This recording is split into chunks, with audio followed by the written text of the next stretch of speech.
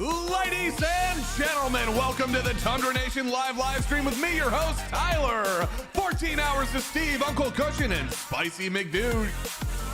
Gotti takes over, Scott takes, you know him as the Pig Nation. And in hour 2, we play the initials. So stay tuned. Thanks for watching, and let's start the show. All right, ladies and gentlemen, we are live. Hey guys, welcome back to the show tonight, this afternoon, this evening, or this morning, or wherever you are in that beautiful place that we call the Tundra Nation. I am very excited to tell you we have an extra special show for you tonight because we have an extra special guest, the absolute legend, the monster on Twitch, the gun wall extraordinaire. This man has been one of my good friends for a long time, and I'm very happy to bring him back onto the stream. Ladies and gentlemen, let's welcome one Mr. Heine. How you doing today, buddy? Good, man. What a warm welcome. Wow. I was not expecting that. What's going on, man? It's been one of those weeks, as we were talking about in the pre-show, but I've kind of drug my foot out of the coffin. I've stepped off of death's door, and I am back in the world of the living. So thanks for coming on the show tonight, man. How have you been? It's been, oh my God, sorry. If I ever scream and shout and act really scared, it's because people are jump scaring me on my end. Okay. So that's totally normal. Don't read too much into it. Anyways, yeah, man. What's new in the world of Heine? We had you on. God, it's been at least a year, I think. A while ago. Two. Could have been. Yeah, it's been a minute. It's back when I think I was starting off on Twitch. Ended up raiding into one of your streams. We ended up playing squad together, had a good time, became buds. I saw your stream, I saw that gun wall, I was like, oh, he's one of us. He's fucking one of us. Then I found out you were an Air Force guy, which of course I was too. We gotta stick together. I felt the bond of kinship, of brotherhood there, and I suppose the rest is history. So yeah, like I said, man, what's new in the Heine world? Obviously, Twitch streams are going great for you. Life is good. What's new? What's been going on, man? Those last 2 years. It's a lot to recap. Yeah, oh, so much, man. I can't even cover everything that's been happening, but a lot. Got married. Yeah. Got a house in Mexico. I lived in Mexico now too, so I'm kind of a snowbird. Wait, you're not bullshitting? No, I'm not bullshitting. Oh, that's fucking awesome.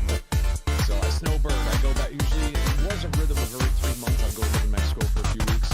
And besides that, I've been traveling and streaming. I've been doing a lot of traveling. Just got back from Demolition Ranch.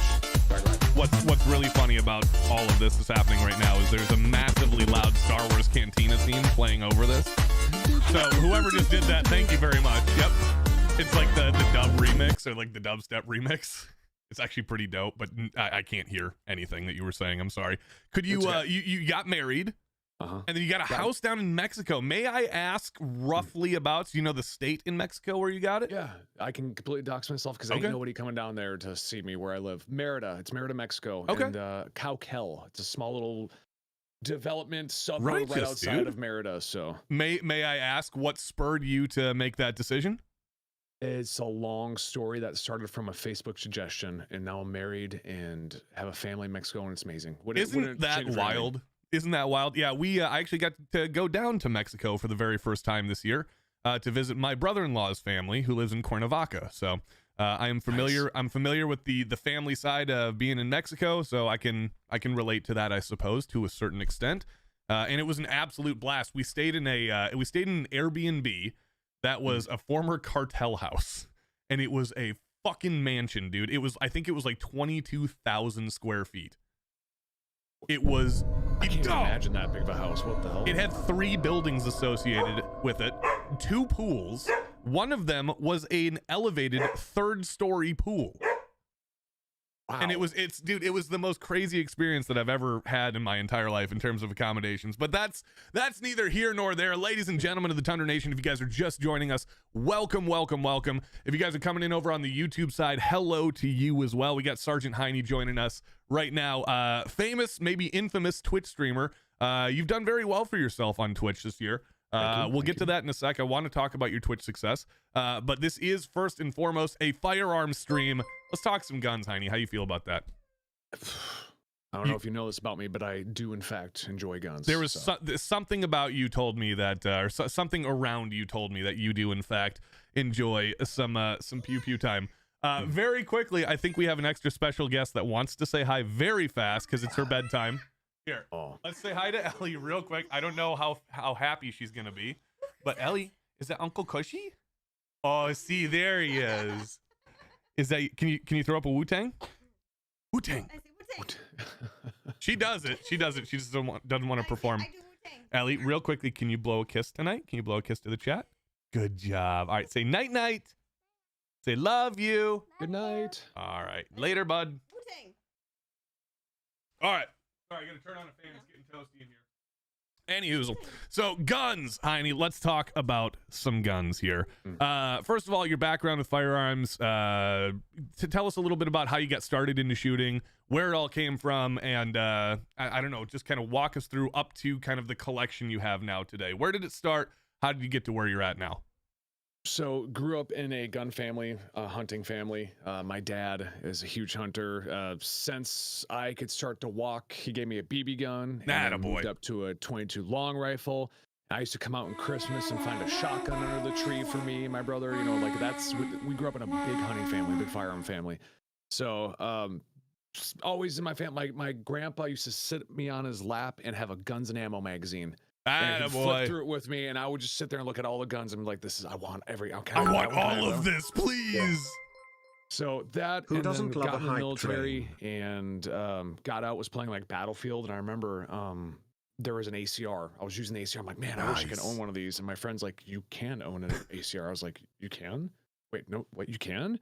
And I bought an ACR, and then I was just like, I just started collecting from there. So I was around 2007 or 8 or something like that. Awesome. You could say you got bit by the bug, so to speak. Awesome, man. Crippling addiction. Yeah, so yeah, it is. It really is. Obviously, my gun wall is not nearly as impressive as yours. I've got a good start going on. Get some good stuff. Yeah, we got a couple, mostly ARs, but I got a couple of unique pieces up there. Nothing, of course, as to what you have on offer, and of course, we come to this every single time that we get together. Either me bombing into your stream or you coming into my stream. Jesus Christ, I'm sorry, that was really loud. Thank you for the Roger and the hype train. Holy shit. Thank you guys. We have to talk about a gun that you own that is my literal unicorn gun. The only gun that I still actually like. There's two guns in this world that I still actually like desire, like I covet. One of those is a Henry Mare's leg in 44 Magnum, because it's just one of the all-time cool guy guns. And the other you have, and I am extremely jealous of you, and that's that DSA FAL, which is not back here right now. Oh, it's not. Sorry, it's not back here right now. No, it is on a vacation somewhere. Ooh, excellent news. Well, I hope it has fun on its vacation, and when it comes back, it has many great stories to tell. But I've always been jealous of you, man, for that. What I've been very curious to know kind of the origin story of that gun. What spurred you on to purchase that one in particular? Was it a direct shot at me to say I'm going to meet this future Air Force guy, he's going to be super jealous of this? Did you buy it just to piss me off, or did you buy it for some other reason? So very few of my guns are inspired by gun tubers or YouTube content. Like there's very few of my guns that were inspired from people. They're usually all inspired from video games or movies. Sure. The FAL was inspired from Grantham. I back old school Grantham when he was straight shooting and review, very cut and dry, straight to the point. He did a review on an FAL once, and I was like, that is the coolest looking FAL I've ever seen. And I was like, you know what? I want one. So I bought one. Excellent. There you go. That's the best. Honestly, that's the best example of a reason to buy. I bought one because I wanted one. I like that. I like that about you, Heine. Awesome, man. Well, okay. We mentioned a little bit earlier that you were in the Air Force. You were a security forces guy in the Air Force. Tell us a little bit about your military background, because we share a branch similarity there with me also being in the Air Force. Talk to me about being a cop. Air Force got to stick together, man. I know you probably get so many people on your stream. They're like, "Oh, what branch were you?" And you're like, "Air Force." I'm like, "Oh, it's Air Force." I have to always do one of these. I was like, "Yeah, I'm just an Air Force guy." Yeah, but you were TAC P, so I spent some time doing that. Yep. All right. I didn't do anything as cool as TAC P. I was security forces for people. It's half is law enforcement. The other half is security, air-based defense. Mm-hmm. I really enjoyed it. I did it for about just under 10 years. And So you were about the same time as me. Yeah, medically retired for seizures, but for the most part, had a really good experience. Security forces, you either love it or you hate it. Some people are miserable. I really enjoyed my time in, and I would have done 20 years. So when you went into the Air Force, did you go in open general, or did you actually like go in on a security forces contract? I went in and I wanted to do combat controller. Sure, as we all did. And I remember the recruiter looked at me. He's like, "You're not gonna make it." Oh, he was come being on. honest. He was being honest. He's like, you really want combat controller?" He's like, "Do you really want it?" He's looking at this scrawny little kid out of high school. He's like, are you sure? Sure. Like, maybe you should pick something else. And I was like, aerospace propulsion. He's like, I can't guarantee that. I was like, security forces. He's like, he's like, oh, you said the magic words. I'd be like, sign here. That's like going into that's like going into the army and saying, "Yeah, I just want infantry." It's like easiest thing I've ever done. Yeah, sign here. Yeah, easiest thing I've ever done. I don't know what's going on with my camera, but I definitely look a very deep shade of red today. I don't know why that's the case. Sorry about that, folks. Anyways, if you guys are just joining us, ladies and gentlemen, welcome. We have Sergeant Heine here with us today, coming to you live here on the Tundra Nation channel. Welcome, everybody. Thank you guys for completing that hype train and welcoming Sergeant Heine in here. Also, a little closed circuit to all the Heine fans that just showed up, or not just showed up, that have been here since the beginning. We're very happy to have you guys in here as well. Heine, one of the big things, one of my main goals is making partner on Twitch. So one of my motivations for having you on is your success on Twitch this year. Not this year, over the past couple of years, actually. You've been growing steadily. And I remember very vividly taking like a month off and coming back. And at like a month prior, you were at like, I don't know, 40, 50, 60, views per stream. And I come back and you're like at like 200. You've had some incredible success on Twitch over the course of the last couple of years. Would you mind telling us just kind of your story about the guns, Twitch, the games that you play, and I don't know, can you tell us Twitch plebs how to get up onto your level? Of course, I'm saying that in jest. Yeah, no, I'm not trying to put you too high up on the pedestal. Yeah, no, it's weird because it's like it doesn't, for me, honestly, even at my level right now, it doesn't feel real. It's kind of surreal. Dude, you've been going bonkers, man. I mean, not only do you stream every day, but you have the thing I love about you on Twitch, and I'm very sorry to interrupt. I know you were just explaining, no, but good, man. The thing I absolutely love about you on Twitch is even though you have 250 people in the chat, a lot of times you still manage to identify like almost every comment. You still tackle every question. You're very, very good at audience interaction. And I've been caught on more than one occasion watching you and taking notes and being like, oh shit, okay, this is how you do this. This is how you do this. This is how you do this. So you've been a good guiding light for the Tundra Nation. I wanted to give you props on something that I think you do very well. So anyways, that's a compliment. The Twitch story, what happened, man? What changed? Like what was the shoe that dropped that sent you up into this meteoric success thing that you've got going on right now? I think it's definitely some individuals that I met that definitely gave me boosts. Awesome. Like I for sure met a couple people. Pace Performance was the first person. Great. Yeah, that he just was like, hey, you know what? I'm gonna send some people away and just give me a little boost and just enough to get you moving and get you off the ground, awesome. Right? Good for Ultimately, him. for streaming, it's up to you, right? Sure. If you don't got it, you don't got it, right? People can boost you and rage you all you want, but if you gotta use that momentum and just carry it forward. But honestly, too, don't want to get all religious on you, but I believe that God had a huge role in it. So yeah, it was just my path, I guess. But yeah, just working hard, man. You know, the grind. And if there's one thing I know, it is in fact the grind. I don't want to attribute anything like, oh, I did this or I have something to offer more than anybody else does or anything like that. I feel like I got very lucky and I'm very blessed and I have some very amazing people in my life who helped me out. So I don't think I have anything particular that I offer more than anybody else. So. Any shout outs you want to make tonight to anybody in the chat or anyone you want to say hi to? I know you got a few of your boys in here. A couple of new folks that I don't know. But I know I definitely saw somebody that's part of your chat because they're definitely Wisconsin tagged. I see. Oh, yeah. So I don't know about that state, but Thomas, thank you I see Thomas in the chat. Get wrecked, you fucking weirdo. Luxuria. I think I saw Sean. Let's go, Dial-Up. Soul. Yep, Soul Hayes is here. Wisco. I see a bunch of familiar faces in here, which are if they're here. I appreciate you, Legion. Raise your hand in the chat if you are part of the Heine Nation. If you are part of this beautiful man's crew. Of course, yes, Uncle Cushion, I see in the background. Ladies and gentlemen, also in the background, your technical director and studio engineer for the night, Uncle Cushion. How you doing tonight, bud? I'm doing all right. Excellent, man. Doo-doo fart master even. Want to know something I live by? Sure, as long as it's Twitch safe. Cushion, stand by. Paper, hopefully. Stand by, that name.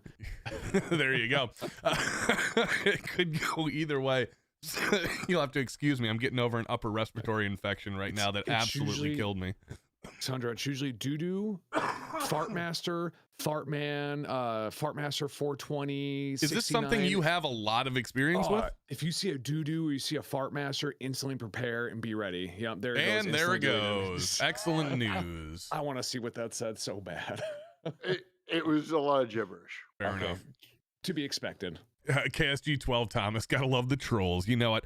Ladies and gentlemen of the Thunder Nation, as we go through tonight, if you have a question for Sergeant Heine, unfortunately, I have to mention this to the YouTube chat. I don't have YouTube pulled up right now. One of my monitors is acting a little goofy, so I'm short on some real estate space.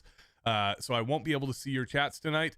But for the Twitch side of things, if you guys have a question for Sergeant Heine, make sure to tag me at Tundra Gaming Live or highlight your message using channel points, and I will do my very best to ask them for us. We got about 45 minutes left with Sergeant Heine before he has to get out of here and go get some old man sleep, because as time goes on, of course, us old guys need a little bit more shut eye, and he's taken time out of his busy schedule to come visit with us today, so we got to respect that. Ask your questions. I will do my best to get them to him, and we'll see if we can have some fun. Now, Heine, I want to oh shit, I just had a fucking thought and I can't remember it now. Fuck, I just spaced it out. Maybe I'll come back to it. Let's talk about gun wall stuff. Okay. We were talking about the jealousy factor that I have over that DSA FAL. Obviously, that is one of quite a few guns that you have displayed up there. I'm a little embarrassed also to admit that I just noticed the Les Paul behind you as well. Yep. I'm making the assumption that you are also a guitar guy. Used to be. Used to be. Don't play anymore. I'm kind of the same way. I'm just getting back into it again. And it's mostly because my daughter saw the guitar and she recognized that it was an instrument, and now all she wants me to do is play guitar. So what kind of Les Paul is it back there? Also, too, I imagine you're full-time content creator, full-time dad. I imagine guitar time and those things are minimal. Minimum. So I get that, but also too, some of my fondest memories as a kid was watching my dad play. So I know for her, that's something that she's gonna stick. It's gonna stick with her for the rest of her life. So I am hoping those moments so. are precious. I'm hoping so. Every week that she's come on the chat, we've recorded it and we clip it, and I'm saving each and every single one of those clips and recordings. And when she gets married, I'm gonna make a massive supercut of it, and I'm playing it at her wedding to embarrass the shit out of her. That's awesome. It's going to be great. Dad would do. I cannot wait. I cannot wait. I mean, I can wait until she gets married because she's my little girl, but at the same time, I can't wait. Heine, back to the gun wall. I don't know where I was going with the other thing. Back to the gun wall. I want to talk about, do you know off the top of your head, and you can choose not to answer this if you want, do you know off the top of your head how many guns are up on that wall? There are quite a few. I have no idea. You have no. That's a great problem to have. That's honestly a great problem to have. You're obviously quite the collector. Could you tell us maybe what the last gun you shot on the wall is? I love how he has to think about it. The MR762. Oh. And the Scar H. So you were going a big 308 day. Yeah, we did a little HK day where my friend, he's doing an IR. What's the squad automatic 416 the Marines use? The IAR. Yeah, Mark 47 IAR. He's doing like a loose clone off of that. Nice. So I brought the 417 MR762 there just to do a little HK day, and that was fun. So nice, man. Yeah. How do you run that gun? What rounds?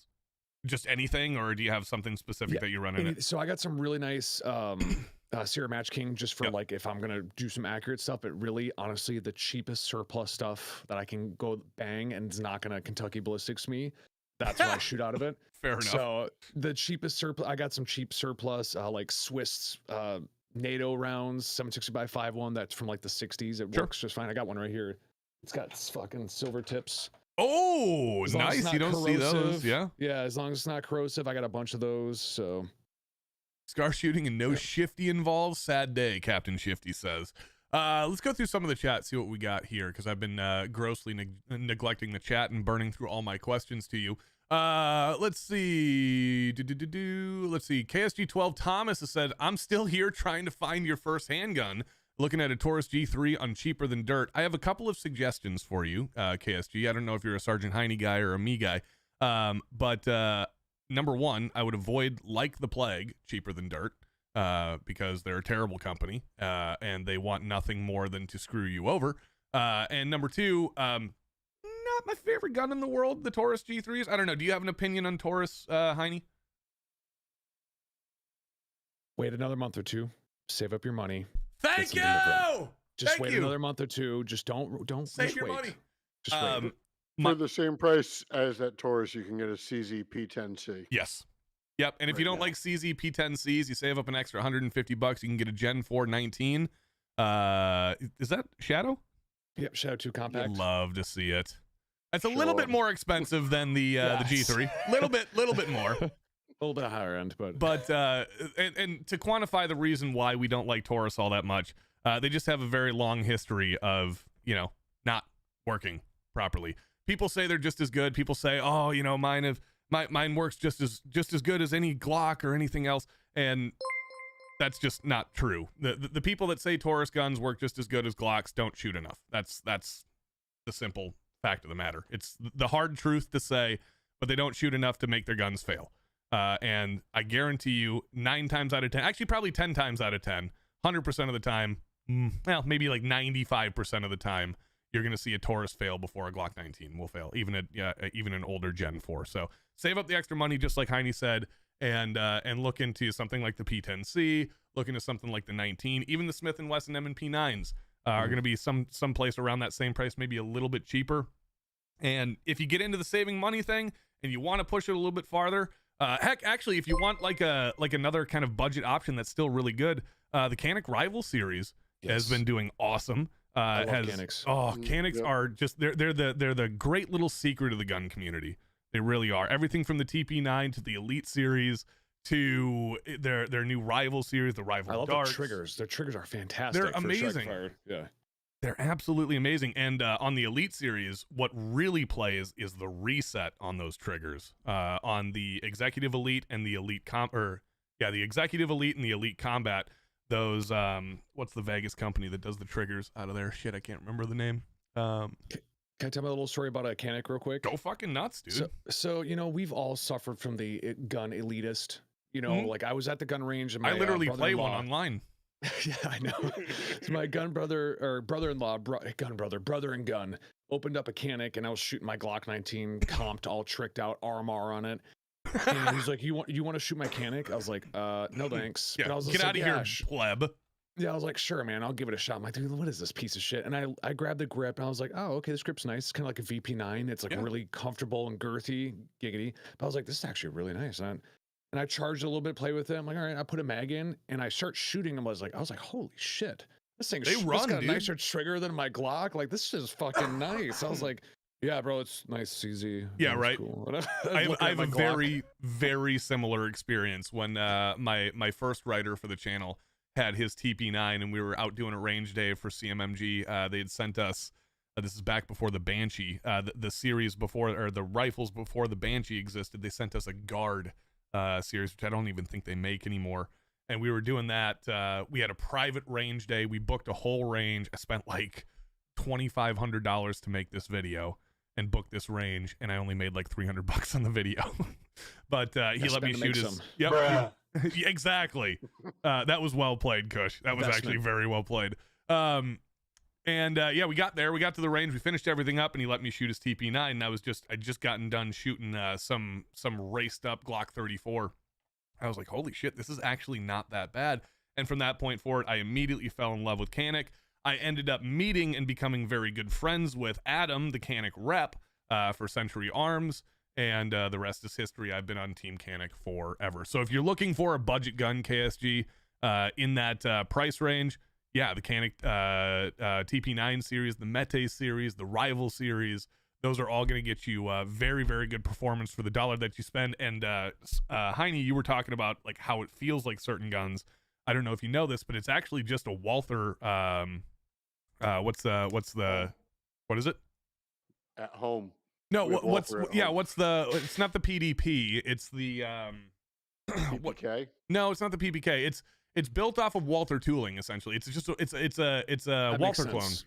That makes about the grip and the way it feels. That makes total sense. Then. Yeah, it's a Walther clone, and it's made on Walther tooling under license. So it is essentially just a cheaper Walther pistol, with some minor differences and a PDQ. Thank you very much, or PPQ.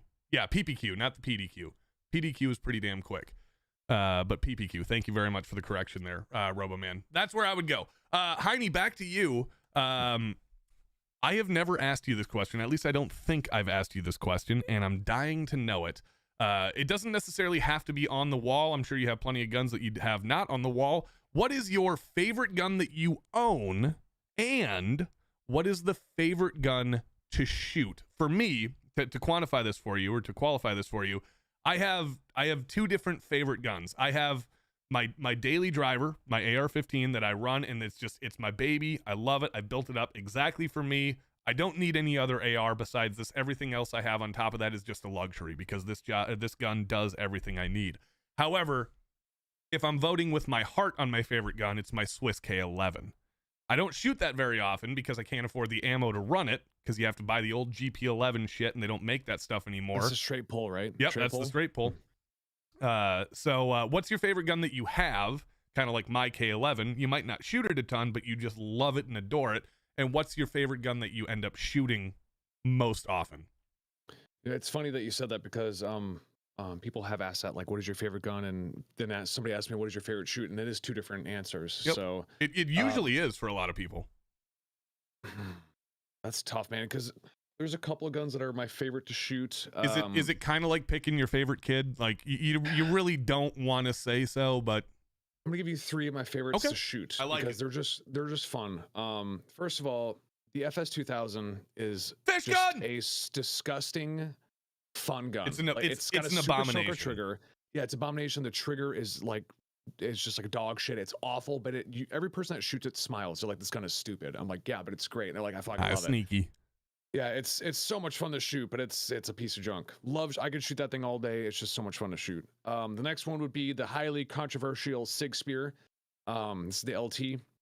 Ignore the bipod on there. I put that on there for a new shooter that was getting introduced. Could you talk to me about the highly controversial status of this real quick before you go on to your next you gun? Want me to grab it or? Please. Okay. Hold on, I made a minefield. Go nuts, dude. You're fine. You're fine. Ladies and gentlemen, if you guys are just joining us, we have Sergeant Heine over from Twitch fame over here on the YouTube channel and over on our Twitch stream, hanging out with us. Obviously, the man has one of the best gun walls on Twitch, as you can see in front of us right now, and he's going to introduce us to the Sig Spear LT and talk to us about this gun for a little bit. So there's been a lot of controversy when this gun came out. This is the gun that's replacing the M4 in certain units, because you got the LT, which is in 5.56, 223, also in 300 blackout. And then you got the bigger boy, which is in the 277 Fury. Yep. Is that what it is? Yeah, the 277. Yeah. So this is the LT version, and the controversy behind this bad boy is that when they initially came out, there was some. Ellie, you have very good taste in guns. You brought that out, and she's like leaning into it and saying, "Ooh, pew pews." Yeah, this one's a very nice one to look at. It is a very nice one to look at. Had some wandering zero issues due to a loose barrel, whether or not they weren't torqued properly or whatnot. But the barrel, people were pushing on them, and they would stay off to one side. Yeah. Now, I don't think it was as bad as everybody said, because one of the main issues that people were posting is that this handguard is supposed to be a return to zero for laser detonators, and it's not. And if I were to grab this right now and press on the barrel, the handguard would shift. And it would appear that my barrel's moving, but it's not. My handguard's staying and moving. So I think the barrel issue wasn't as big as everybody led on to be, but there was issues with the barrel being loose. So it's kind of like a sub-symptom of, okay. Yes. And then also, too, I've heard of units getting these, and after a month, they broke them. Oh, really? I haven't had any issues with this gun. Again, ignore the bipod. This is Sure. on here for a new shooter. I put that on there so they can shoot from the bench and make it super easy. Out of curiosity, how much have you run through it so far? I got easily coming up on 2,000 rounds, which isn't a lot, but it's not a ton, but it's you can that I know you can develop a pretty solid opinion on the gun at 2,000 rounds. Enough that I know that I absolutely love shooting this thing with the Huxwork suppressor on it. Hux Fox, baby. Yeah, it feels like you're shooting a 22. This gun is a little sewing machine. It is just a joy to shoot. Every single person I've ever let this shoot comes back with a smile. And they're like, the thing's amazing. You just gave Cushion a massive erection by saying the word Huxworks. We've gotten to play with a lot of Hux cans this year, myself and Cushion, through the events that we've been to. And the Hux. I got a Flow K in jail. I'm so excited. Ooh. So, do you know how long you got left? The Flow K? Is it the Flow K? It's the 5.56 3D printed one. I think so. It should be any day now. So I'm so excited for you because it's going on here. Because the number one problem I have with this gun is it's heavy. Sure. This thing is chonky, and then I love LPVO, so you put LPVO on there. And then, if you want to run a laser designator, the weight just starts adding up and this thing gets really heavy. So my 3D printed, hopefully it's going to take a little bit of weight off this thing. But besides that, yeah, love this gun. Love it. They're dumb light, those 3D shit. printed Yeah, ones. you're right. I signed up for Twitch for this. Yeah, you're probably right, but whatever. Totally forgot about that. Anyways, I know I had a question coming in for you from the chat here. This is a bit of a troll question, but it's also fun because it's coming in from one of our good buddies, Roboman. Roboman says, for the Sarge, is having $3,000 invested into a wheel gun and 500 Bushwhacker dumb, or does he like Wildcat calibers? So he's basically asking you to justify his purchase in a $3,000 500 Bushwhacker gun.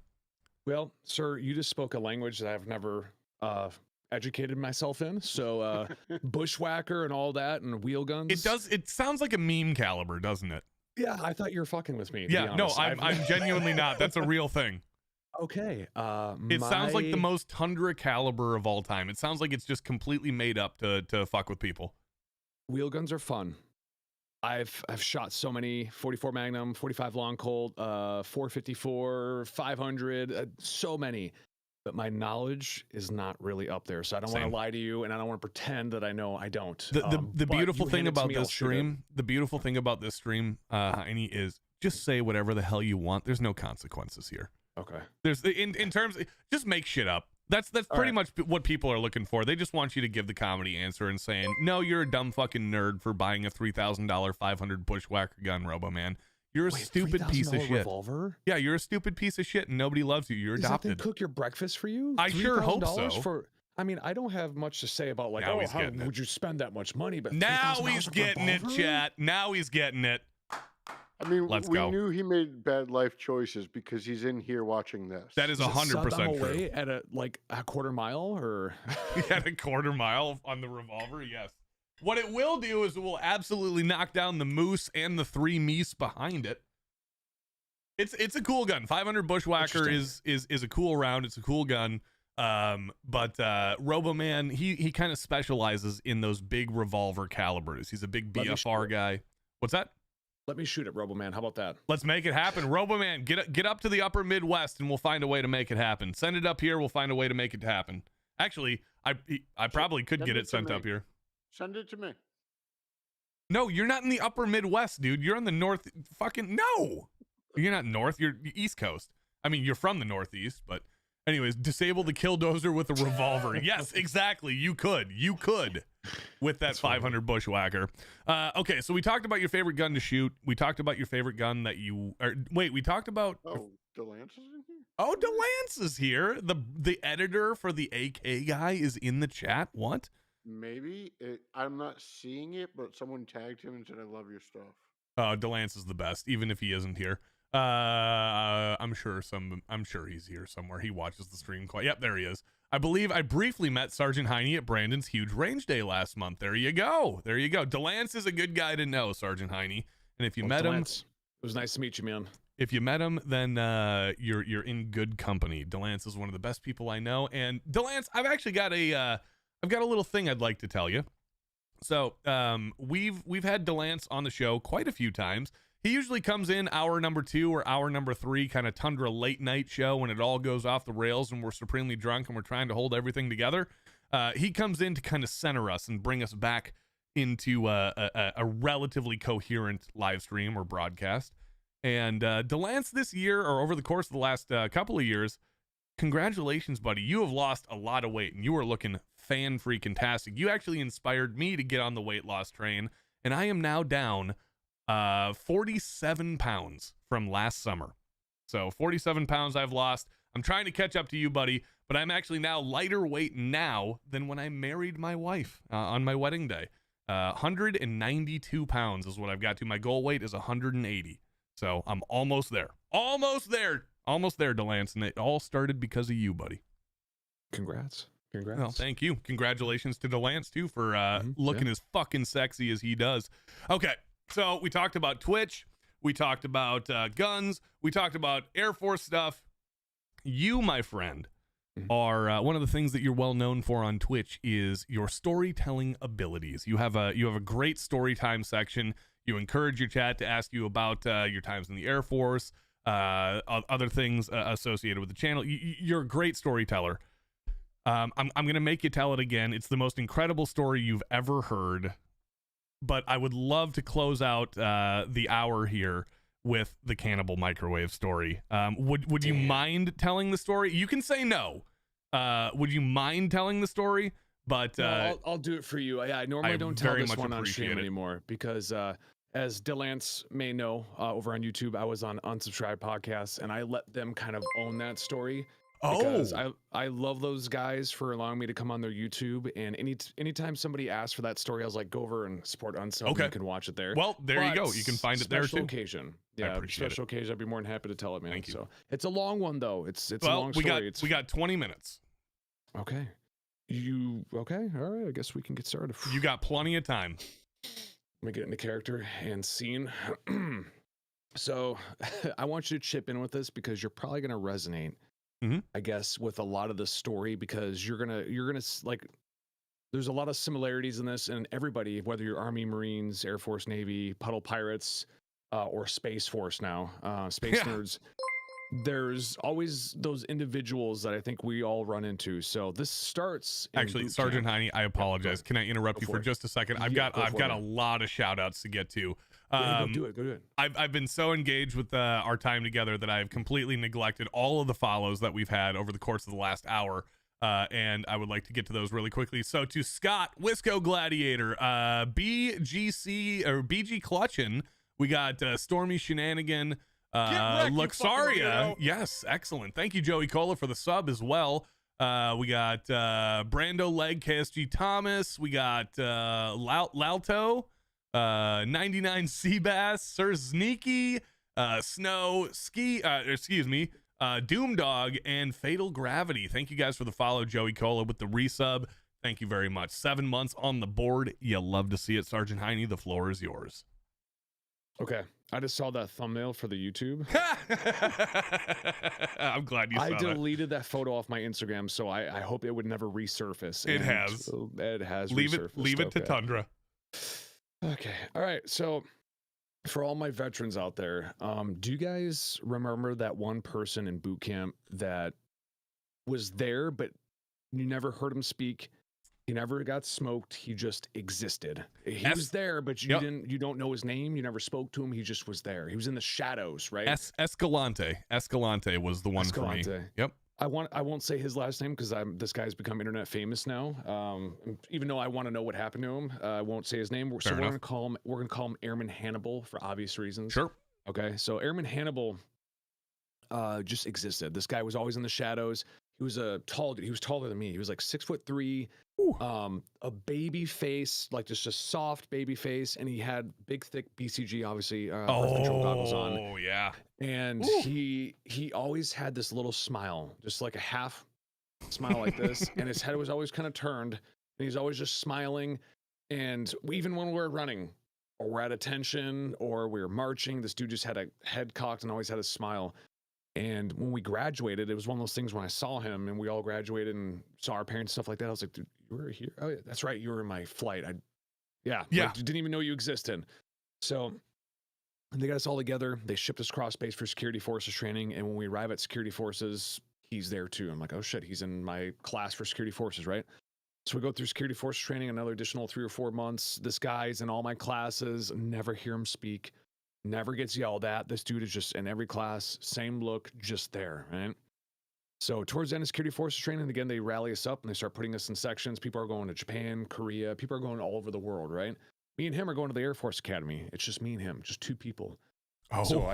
So I finally come up to him. I was like, "Hey man, I guess we're going to the same base together, and it'd be nice to know if you know, I could have you watch my back. You know, I don't know what to expect. I'm Sure. fresh out of high school. I just left my parents.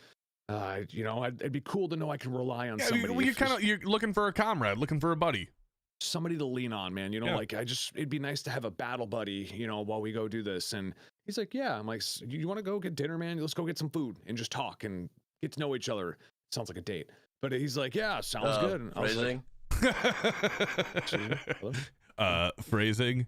oh, phrasing. I'm known for that, by the way. So, So am I. we go to Texas Roadhouse and we sit down and the lady comes over and, "Hi, sugar, what can I get you?" She looks at him and he's like, "I would like to have steak raw." And she's like, "I'm sorry, what did you say?" He's like, "I'd like to have a steak raw." And I'm sitting there like, What? "Raw?" I'm like, "Well, I've heard people eating raw beef before. Like I've heard people from farms and older people from like the 50s and 60s eating Sure. raw beef. Like I've heard of that before." I'm like, "I'm weird, but not unheard of." I'm like, "Strange. I wouldn't go to a restaurant and order raw." But she's like, "Sweetheart, legally we cannot give you a raw steak. We're going to have to give you like extra rare." He's like, "Yeah, I'll take that." And she looks at me. She's like, "What would you like?" I'm like, "I'll have a steak cooked, please." Very well done. Not well done, but I'll have it cooked, please. You emphasis the cooked, please. Please, cooked. Yeah, And I they am leave not and- this guy. Please, cooked. So we start having conversations, getting to know each other, and this guy is like talking to a wall. If you guys ever heard of Ooh. closed-ended answers, Yep. So when you're talking to somebody, and I'm sure you've all had this before, it's like, "Hey, how's your day going?" And somebody's like, "Good," and you're like, Yep. Great. How? Okay. What How did you eat doing? for lunch? "Good." Yeah. What'd you eat for lunch? Food. Okay. You don't Wonderful. want to talk to me. Yeah, wonderful. Like it's like just talking to a wall and just not engaging. Like I felt like I was like, interrogating this guy. So I was sitting there trying to ask questions. He never asked me anything. It was just weird and awkward. And this guy's just weird, right? Just all the red flags. Just this guy is socially weird. Just a weird man, right? So we get to our base and we're going through something. First time airman's course. Did you have that? Not for me, no. Okay, so yeah, I forgot your FSOC. We had something Well, called first time airman's I course. wasn't originally. I was a 2W1. I was a 16 weapons loader at first. Okay. So I was a armament guy. Okay. Yeah, So, the yeah, we AFSOC had- stuff didn't come till much later. Okay. So we had something called first time airman's course, which is, "Hey, welcome airmen. You guys are now at your first base. Here is finance, and here's the BX, and here's medical if you get a little tummy ache, and Okay, blah, blah, blah." okay. Yeah, we had something similar to that. It just wasn't called first time airman course. Okay.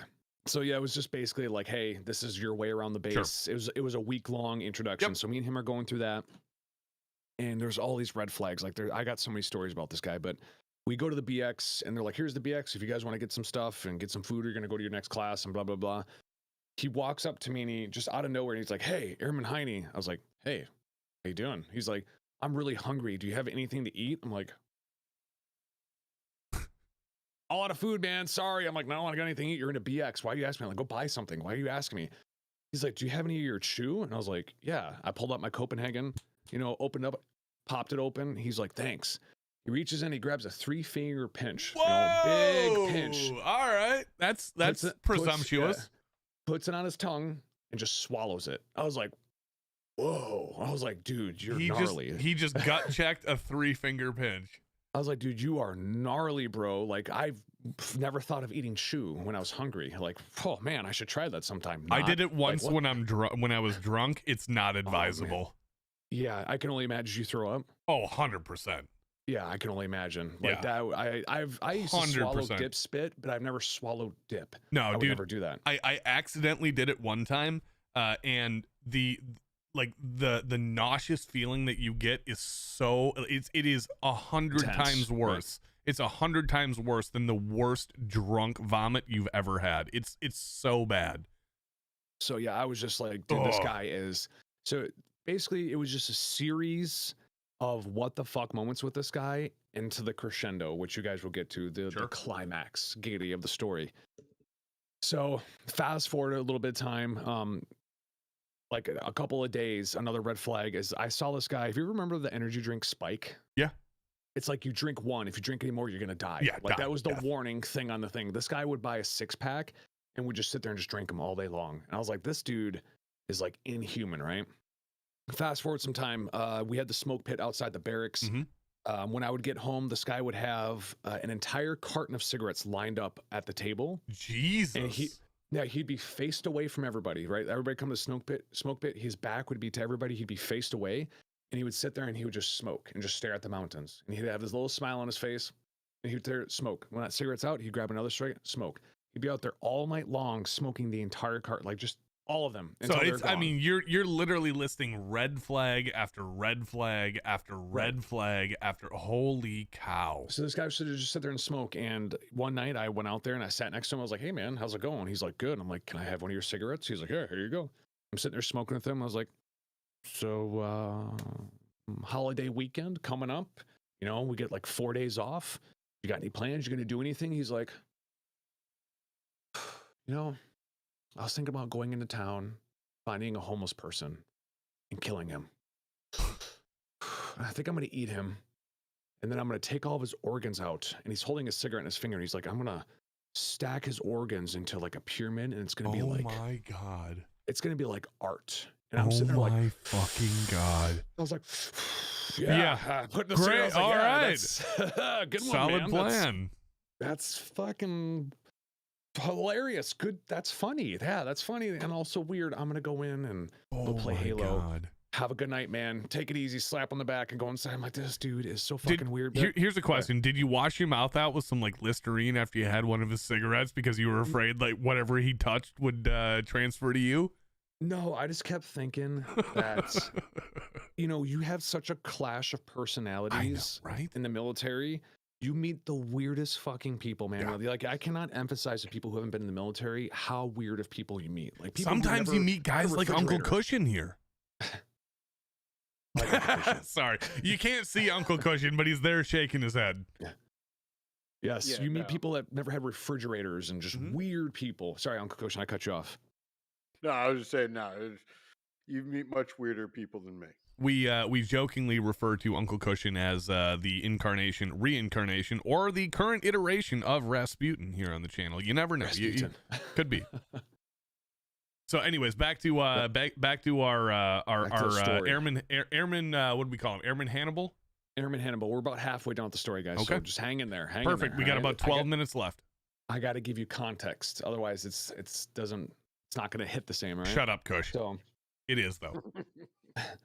So yes, just I kind of shook it off as that this dude is weird. He's making weird jokes because they literally trained us. They're like, hey, your security forces, you're gonna do with dead bodies and this. You need to have dark humor. So I'm like, this is his coping mechanism of not being home or something like that, right? So fast forward again some time.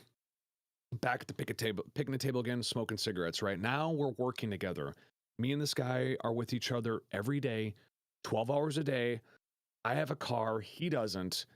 I'm literally driving him from barracks to work. I'm spending every day with this guy. So I'm starting to really not like him. You're picking up on what he's putting down.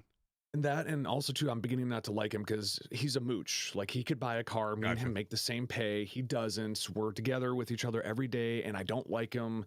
And I'm like, dude, just get away from me. Like I'm literally just go away, right? Well, but so the credit to you, at least from what I'm understanding in the stories, I mean, what I've gotten to know about you, you're a nice guy. So you're gonna kind of go the extra mile to help a fellow airman out, regardless of the situation, regardless of the fact that you don't like this guy. So you're still putting yourself on the line, or kind of out in the social line for this guy. Yes.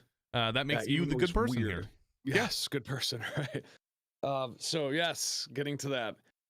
So we're back at the big table smoking, and we got orders to Camp Buka, which I didn't go to. Eventually didn't go to, but we're gonna go to Camp Buka, Iraq.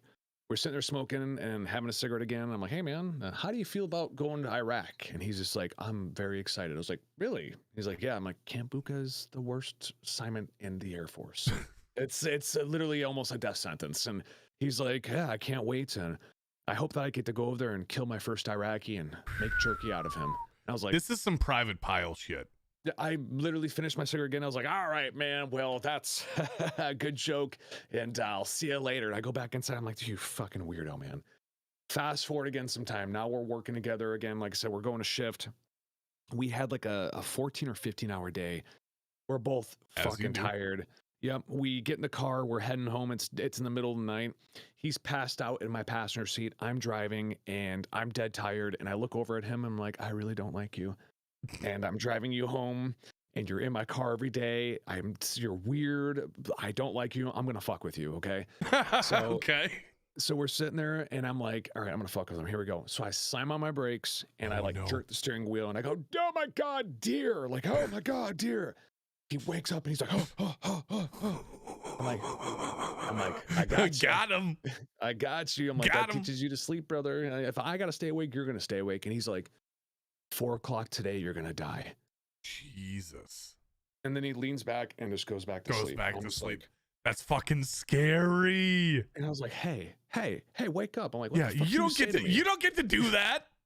I was like, you just threatened me. I'm like, hey, wake up, motherfucker. And he's just like, okay, whatever.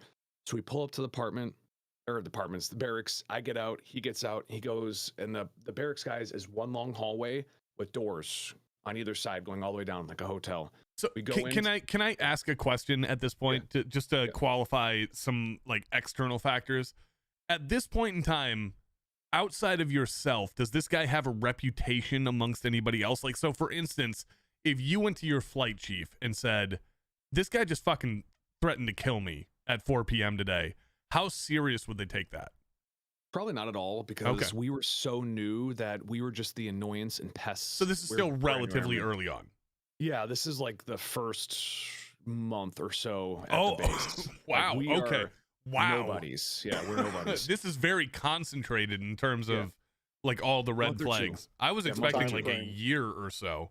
No, this happened very quickly. Okay. So yeah, we're heading back. We get into the dorms. He goes right. I go left. He goes down to his room. I go down to my room. I go to sleep. Wake up. I'm like, you know what? I'm gonna go get some breakfast. Went to the DFAC. Got my food to go. And I'm walking. And as I walk in, I'm getting. Can you tell the non-military folks what a DFAC is? Cafeteria, where you go to get your food. There you go. Where you go to get your prison food. But at the Air Force, it's slightly above prison food. It's better than what the Army gets. All right. Yes. So had my food in my little to-go box, styrofoam container. Coming back, I got my keys. And as I'm walking up to my door, there's a plate with a napkin, a fork, and a knife and a spoon laid out like you'd place it on a table, nicely. And I'm like, I was just confused. I looked down and I'm like, why is this in front of my door? What the fuck? Like, why would somebody possibly do this? What funny joke could this possibly be? Like, what the hell? So I looked down the hallway to my left, nobody. Looked down the hallway to my right, nobody. I look back down, and I'm like, what the fuck? I look down the hallway again, and at the end of the hallway, I see Airman Hannibal at the very end of the hallway. This is like horror story shit. Like a horror movie, standing adjacent to me, like squared up to me, just like this. And I'm like, did you do this? And he just sits there and stares at me. I'm like, I'm right here, bro. Like at this point, I'm like, you're fucking weird. Let's go. Let's go. I will whoop your fucking weird ass right now. Go. Like I was at the point of just like, I'm gonna fucking fight you. I'm like, let's go, dude. I'm right here. And he just goes back into his room. I was like, what the fuck ever, weirdo. Like, you weird motherfucker. I grab the stuff. I throw it in my trash. I eat my food. And fast forward, all right? The next shift, all right? I'm waking up. I got to go get him. I walk over to his room because he usually meets me out in the day room, right? We meet each other in the day room. We go, and because it's a time crunch. You got to be 15, 20, 30 minutes early to get your guns, guard mount, all that kind of stuff.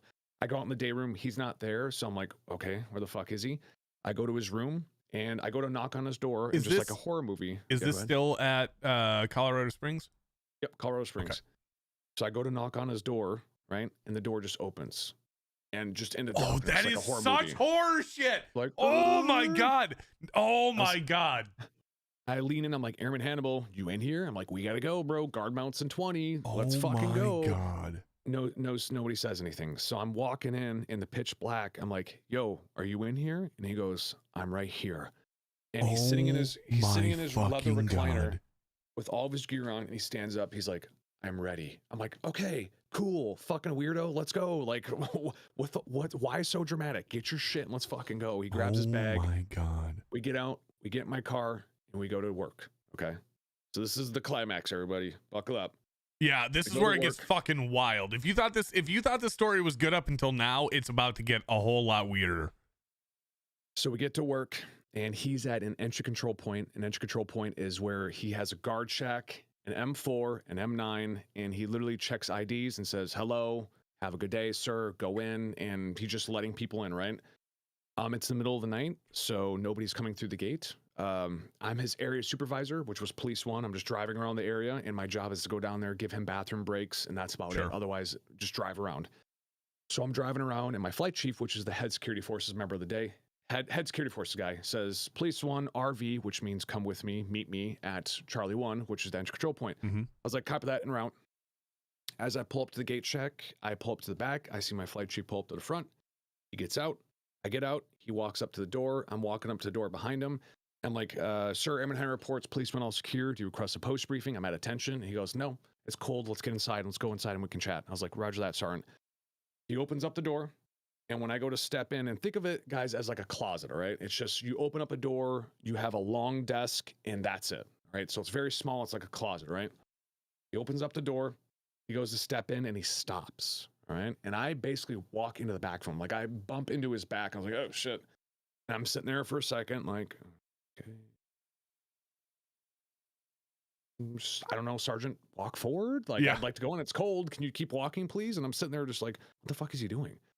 And I look up at the back of his head, and he's looking around like this. And I'm like, what is he doing? What's going on? Like, what the fuck is happening?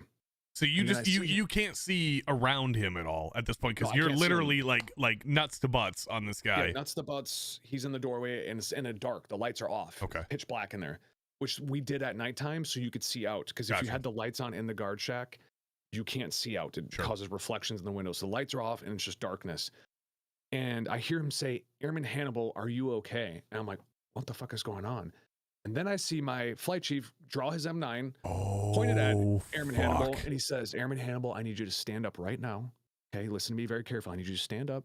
I need you to put your M4 on the ground and put your duty belt on the ground and walk towards me. And now I'm like, whoa, what is happening? What do I need to draw my gun? Do I need to look around you? Like, am I going to peek around you? Like, what the fuck is going on? What is happening? What my flight chief saw when he walked in was a trail of blood that went through the gate check all the way up to Airman Hannibal. And Airman Hannibal had blood all over the counter, all over his face, like a zombie, like just caked all over his face, all over his hands. And what he was doing was he had a pocket knife. Okay. Not like this, just a pocket knife. And he was cutting strips of meat off of his arm, and he was putting it in the microwave. He was cooking it. And then he would take it out and he would eat it, and he would bandage his arm, right? And he would eat his arm. He would unbandage, cut off another piece, put it in the microwave, cook it, rebandage his arm, eat it, and he got like 3 strips of bacon in, right? And when my flight chief saw that and realized what was happening, he was flaying himself. He's flaying himself. And when my flight chief noticed and put it all together and saw that he has an M4 fully kit and M9, he's like, I have to disarm this kid immediately. Yeah. Like, this is not a good situation. So after he got him disarmed, and he's like, Hannibal walked towards me. Hannibal walked towards him, and he goes, Heine, get his M4 and his M9, get the fuck out of here. And I was like, roger that, Sergeant. So I slip past him, I go over and I grab his shit, I go out and I throw it in my vehicle. And when I come back, my flight chief sits him down outside the gate shack. He's like, hey, buddy, like, you okay? And he's like, Sergeant, I'm okay. He's like, you're not okay. Yeah. Like, tell me what's going on. He's eating yourself. He's like, Sergeant, I'm fine. He's like, what are you doing? Like, he was completely, utterly confused and dumbfounded. Like, he had no idea what was going on. Like, it's almost like he snapped out of it. It's like he snapped out of it. Like, almost like he was fucking possessed or something. Like, he snapped out of it. He's like, I don't know what you're talking about. I'm fine. I don't know why you guys are doing this to me. He was just completely just out of it. And he's like, we're going to get you help, buddy. He's like, I'm fine, Sergeant. He's like, you're not fine. Don't get up. They called the EMTs. They came in with the ambulance. They picked him up. They put him in the ambulance. And that's the last I ever saw him again, like a movie. He never came back to the squadron.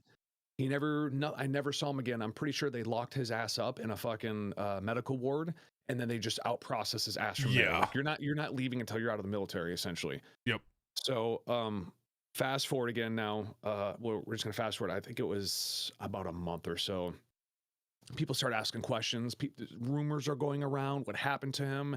Nobody knows. No one's talking about it. And I go up to my flight chief. He's in his office. It was after shift. He's on his computer, and I knock. He's like, enter. I walk in. I was like, hey, Sergeant, what happened to Airman Hannibal? And he literally, I was behind him. He like stood up straight, slid back from his desk. He turned around. He's like, do not fucking talk about him again. And what I noticed in my sergeant's eyes is that he was still dealing with that shit. Yeah. He was still dealing with processing what he saw, and it fucked him up. And he's like, do not talk about that. Like, that is literally coming from the commander down, is that no one is to speak about this, because the Air Force Academy is a very high profile base. Yep. And if it got out that a security forces member was eating himself at an entry control point while he was supposed to be guarding cadets, it would not look good for the Air Force, and that could be nationwide news. Yeah. So the commander was like, this is not to be spoken of again. And if you hear any airmen talking about it, you stop it immediately. So he's like, do not fucking talk about this again. If you talk about it again, you're by done. the way, for those of you who've never been in the military and feel like you can be told to not talk about something and be okay with that, that's just the way it goes in the military. When your commander says, don't fucking talk about it, like, you don't really have freedom of speech in the military. You do what you're told to do, which is, I'm assuming, what you did. Yes, and if you don't, you will face consequences. Severe consequences. And you don't want to do that. Yeah, you just do what you're told, and that's it. And I was like, roger that. And then again, airmen will talk. We're like little kids. Sure. And there's just rumors and rumors and rumors that he's in a straitjacket in a padded room. I don't know. I never heard of him, never talked to him. I looked him up on social medias. I'm sorry. One of the best Okay, Attack Attacks says, this week on Diners, Drive-Ins, and Dives. Okay, Guy Fieri. That's actually kind of funny, but also not. So we'll just let it sit on the 50-50 mark. Continue on. Yeah. It's guys, the story's pretty much over. I actually have people who are in DoD benefit system and all that kind of stuff, and I've given them his full name. Is like, hey, can you figure out where this guy's at? Like, because if he's in a small town in Georgia, Alabama, or somewhere, I'm gonna call their local sheriff and be like, hey, if you got any missing people or people that are showing up eating or something like that, I would start with this guy. Like, I was literally gonna give them an anonymous tip, because like, this dude is dangerous. He's dangerous. Dangerous. So he threatened me, and now I know those threats were real. Like, the dude probably would have fucking ate me. So Sarge was almost on the menu. That's the true story about Sarge being a cannibal in the military. Hope you guys enjoyed it. You know what, Sarge? I appreciate you hanging out with us tonight. I appreciate you regaling us with a very exclusive story. I'm very happy that there are 91 people here in the chat, courtesy of Sergeant Heine. Normally, we operate right around the 50 to 45 mark. So to the Sergeant Heine folks hanging out with us tonight, I want to say thank you very much. Sarge, you got to get out of here. You're an old man. You got to get some sleep. So I appreciate you hanging out with us for this first hour. We're going to let you go. And I just got to say, dude, number one, that story is, like, out of all my TAC-P shit, out of all of my Air Force shit, out of all of my life shit, that is the most wild story I think that I have ever heard. It is incredibly entertaining to hear it being told by a good storyteller, who at least, regardless of the perspective of the story, has at least the foresight to generalize everything. You know, you don't want to burn anybody, and you also don't want to piss anybody off, because that person might eat you. In the meantime, Heine, thank you for hanging out with us tonight. Thanks for having me. I'm so pumped that you are having an awesome amount of success on Twitch, and that you chose to grace us with your regal presence tonight. Of course, I'm just playing around. You're an awesome dude, man, and well, you have a great rest of the night, man. You too, man. Thanks, brother. And also, too, congratulations on all the success in YouTube, man. Cheers. Hitting that 100,000 subscribers is insane. That's like a milestone that I imagine that just blew your mind. So good for you, man. I'm happy. I hope to be there someday. So you will be, and I'm very happy to help you get there. So whatever I can do on the YouTube side of things to help you out, I will be very happy to assist you on. Although something tells me that with your Twitch success, you won't be that far behind me. So you have a great rest of the night, man. Enjoy your evening, and thank you for showing up to the show tonight. Bye, guys. Have a good All night. right. See ya. Ladies and gentlemen of the Tundra Nation, Heine, you're the best, dude. You can hop out whenever you want. Ladies and gentlemen of the Tundra Nation, we're going to hop on over into hour number 2 and introduce you to the rest of the group. Now, Heine's out of here, but we still got at least another hour of the show for you tonight. We like to play in hour number 2 a little bit of a game. It's called 20 Questions Firearms Edition. Now, generally speaking, I have another person here helping me out with that. Unfortunately, this person is out tonight, so I will be rolling this solo. I'm going to introduce you to quite a few other folks this evening. Right now, are we all in Discord? Kush? No. Drag them all in. I'm dragging them in now. Drag them in. All right, we're all in Discord here coming up in just a second. And the rest of the folks. Oh, hold on. I got to mute because I'm getting echo. Who don't I have on? Oh shit! You have Spicy on top of me. Spicy's going number 1 on the show tonight. He's getting the big choocher.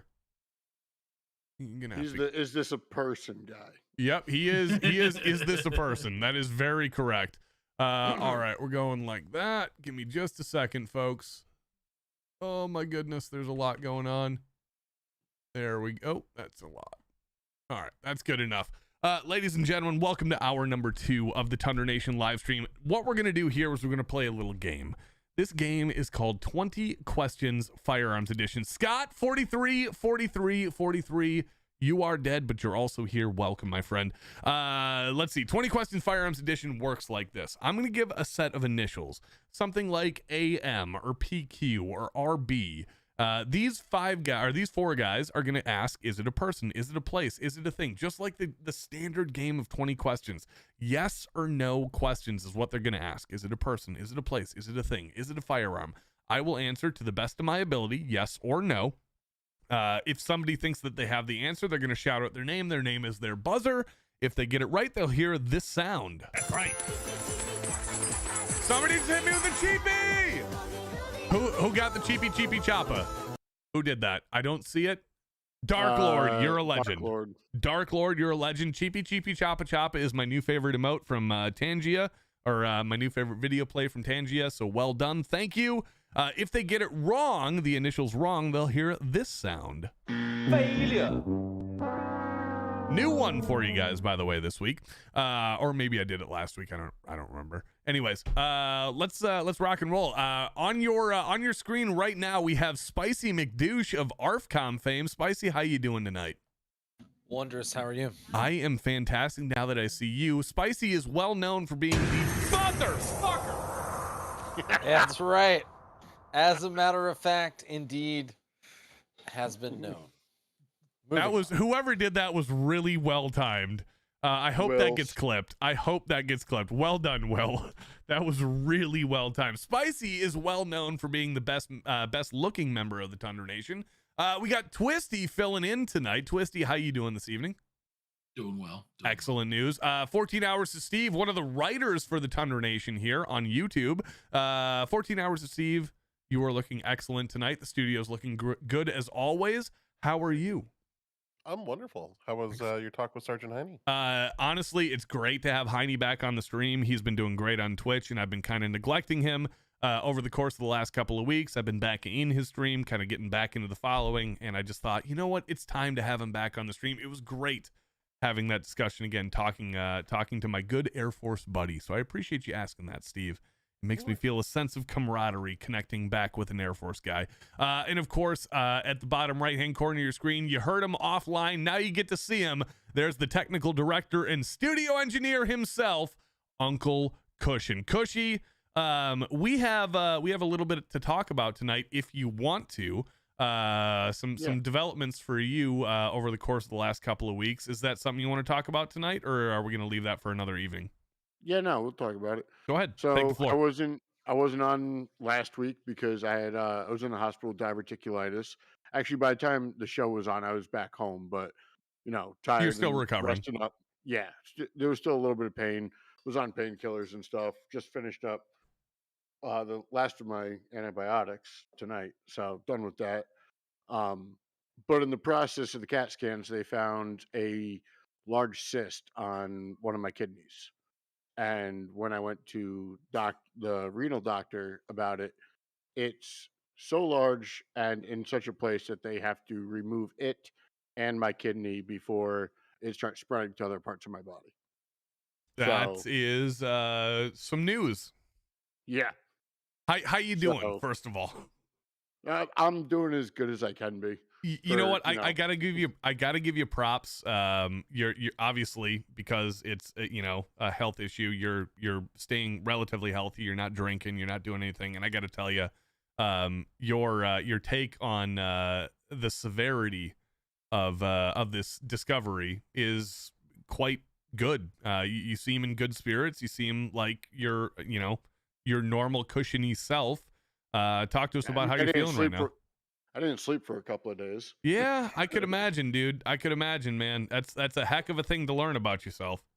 Yeah, it hit hard, but I mean, struggling with it to a certain extent. But at the same time, it's like, well, it is what it is right now. It's not affecting me in any bad way, but at the same time, it's going to soon if this doesn't get taken care of. Sure, And it was found in time.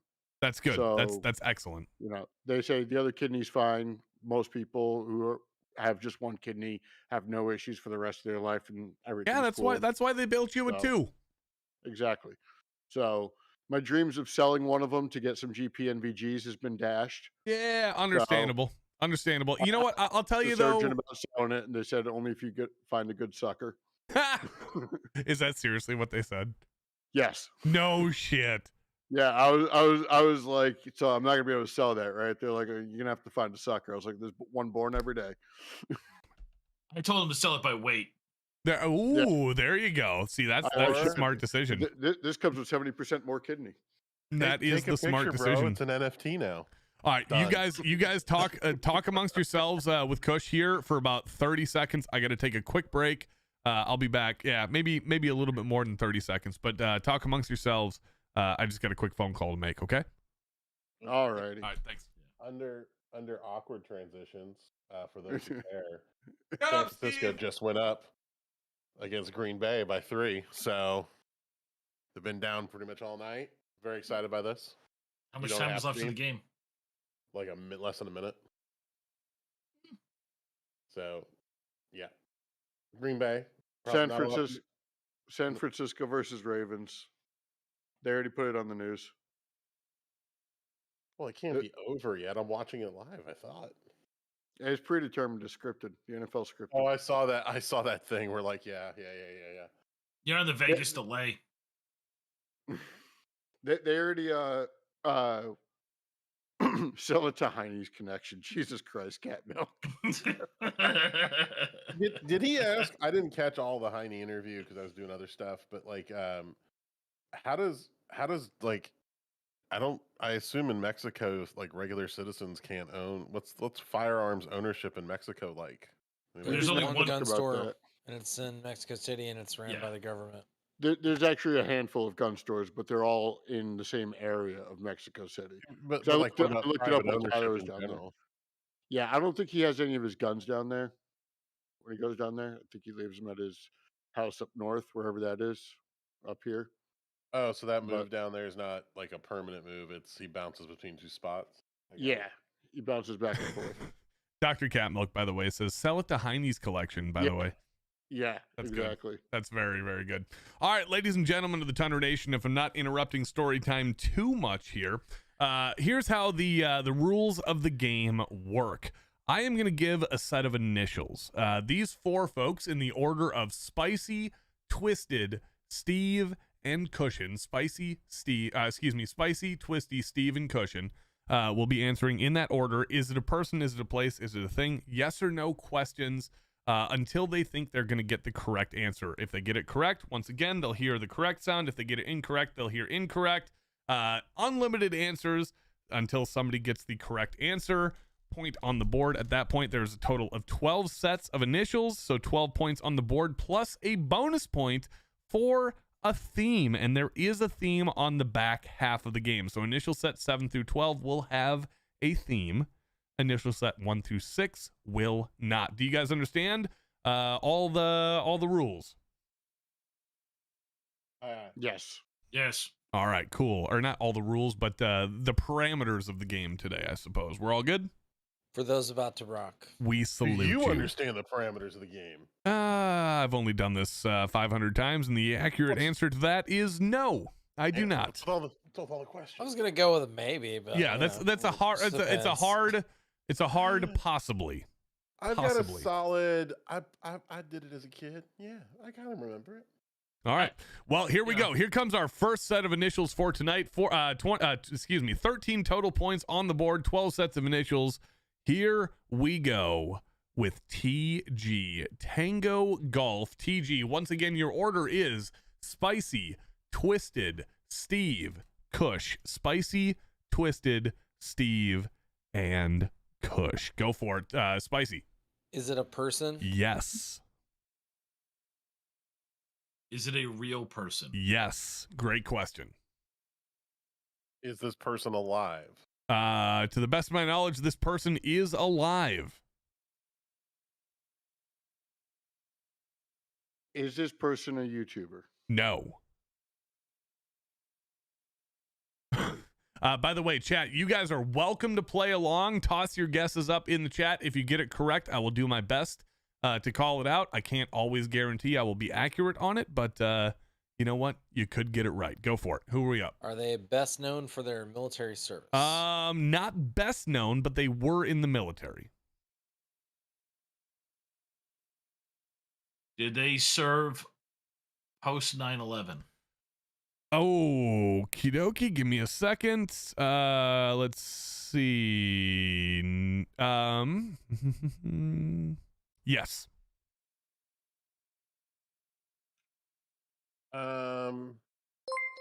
Were they in? Thank you, Buckethead, for Air the Prime Force?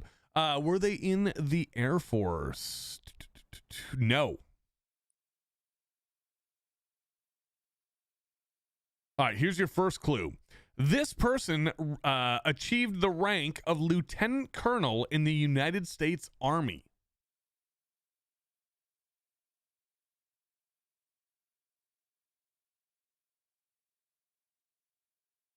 At least according to the Wikipedia page. Who are we on? I think it's me. Okay. Yeah. Is this person a politician? Yes, they are.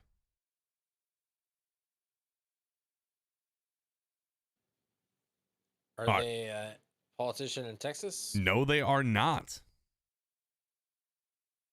All right, Steve's up.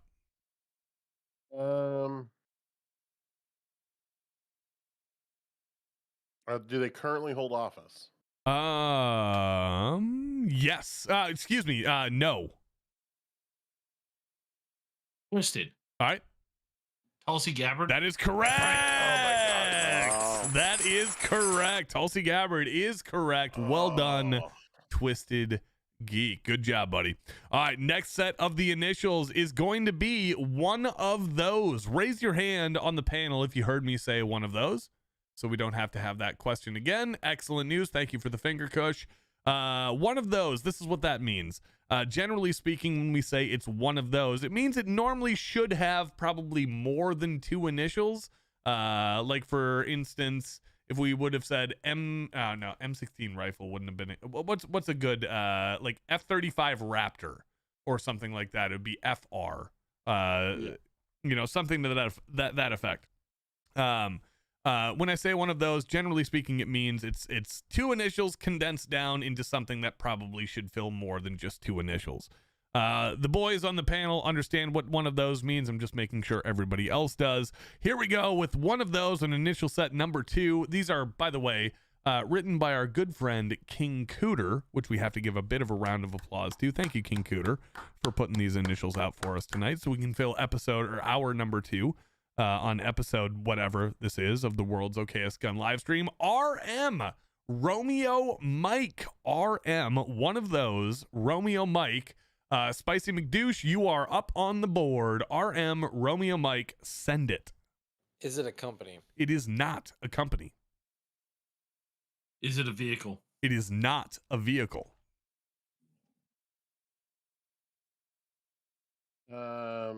Is it a person? It is not a person. Is this a military group? It is not a military group. No, Is it a place? it is not a place. Is it a weapon system? It is not. Excuse me. Yes, it is a weapon system. Sorry, I was in a bit of a zone there. I apologize. It is a weapon system. Yes. Can I get a repeat on the initials? RM Romeo Mike RM. Is this weapon system still in use? To an extent, sure. Yeah. All right, Kush. Is this vehicle mounted? No, it is not. We got Spicy next. Is this Russian? No, it is not. All right, this is man portable. I'm going to give you that clue. This is man portable. Twisty. Is this a rocket system? This is not a rocket system. No. Stevie. Is this anti-tank? This is not an anti-tank system. No. Spicy, or excuse me, Cushy.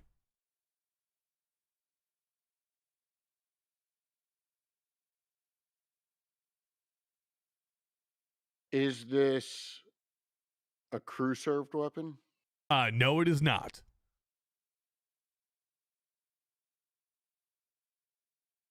All right, that brings us back to Spicy.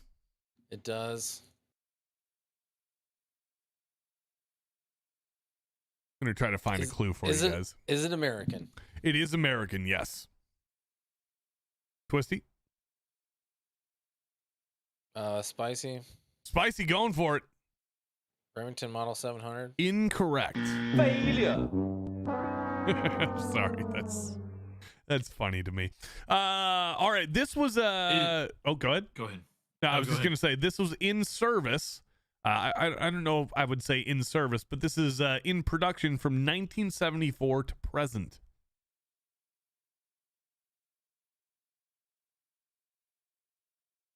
Does this fire a projectile? Yes, it does. I'll give you an additional clue. This is a firearm because we haven't asked that yet. This is a firearm. All right, Stevie, you're up.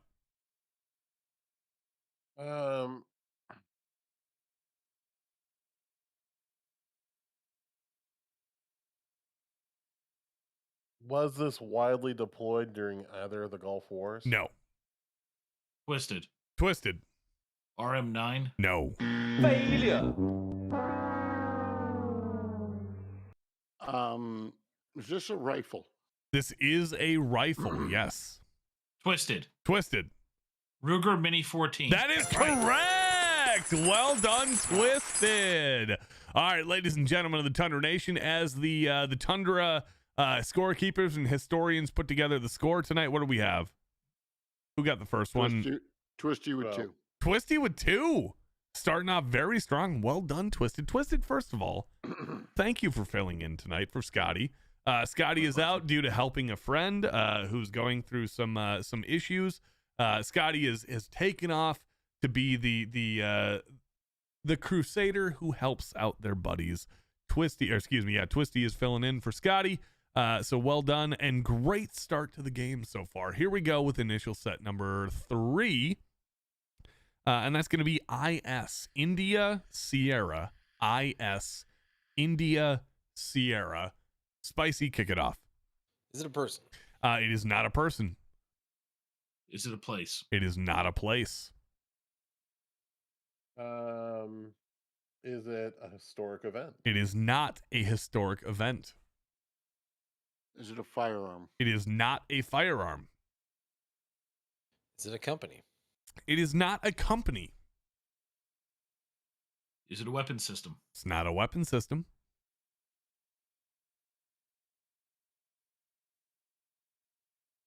Stevie? Yeah, sorry. Is it a physical location? No, it is not. Kush? Is it fictional? It is not fictional. All right, first clue. Question that you guys normally ask. I'm going to answer. It is a tactic or technique. Is this currently in use in the modern military? Not so much, no. Maybe I'll give you another clue and say maybe formally, but it is not necessarily currently taught. Is this a small unit tactic? Cushion. Cushion. Isosceles stance. That is correct. That is correct. Isosceles stance is correct. Who asked the last question there? Me. What was the question? Was it a small unit tactic? Yeah, not really. All right, here we go. Next set of initials. Cushy's on the board with 1. Twisty's on the board with 2. Everybody else chucking the donut. Here's initial set number 4 with J-E. Juliet Echo. J-E. Juliet Echo. Go for it. Is it a person? It is a person. Is it a real person? It is a real person. Is this person alive? To the best of my knowledge, this person is alive. All right, so that answer's out the window. I'm curious as to what you were going to say. I was going to ask if this person did not kill himself. That's great. Okay. Well played. Okay. Well played. Yep. Well played. Is this a YouTuber? Possibly. To the best of my knowledge, once again, I don't think so. He has been on YouTube before, though. All right, I'll give you your first clue.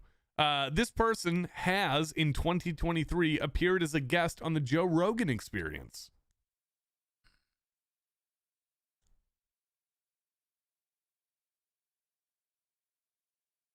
Is this person known for military service? Most certainly, yes. But not only known for their military service, they're almost equally known for other things. If I'm correct in this, I could be very wrong. Shit.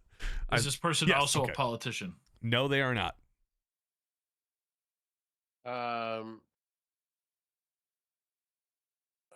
Does this person currently run a company? To the best of my knowledge, no. All right, here's your giveaway clue. I think this will give it away. This person was formerly associated with bands like Nirvana, Soundgarden, Old, and Mindfunk. Twisted. Twisted. Jeff Evans? No, incorrect. Failure. Steve. Jason Everman? That is correct, Stevie. Jason Everman. Jason Everman actually played in Nirvana, joined Nirvana February 1989 as the second guitarist.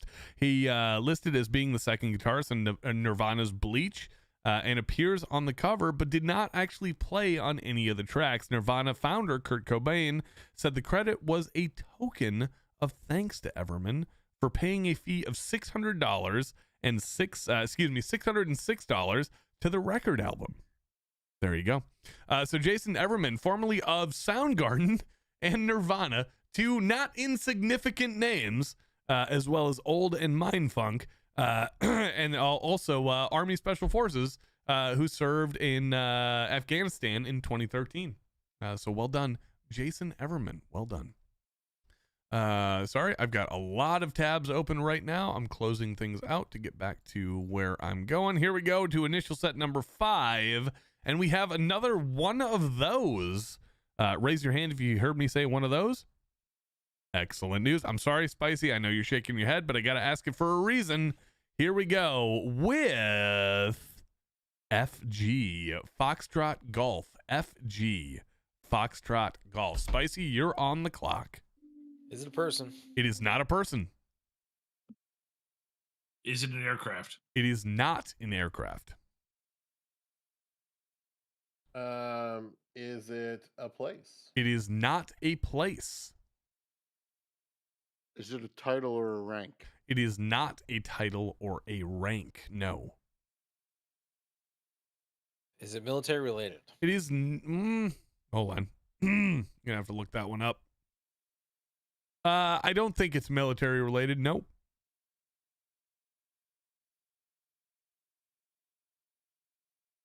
Twisty. Is it a piece of equipment? Yes. Is this equipment still used? Maybe I shouldn't have said yes to a piece of equipment. It's a firearm. I'm just going to tell you that right now. It's a firearm. That's also my answer to you, Steve. So is this still used? Irrelevant, I would say. Cushy, you're up. Yeah. Is it American? Yes. Yes. I'm double checking right now, but I think this is a USA. Yep. Yeah, this is a USA. So oh shit. I almost gave it away. Yes.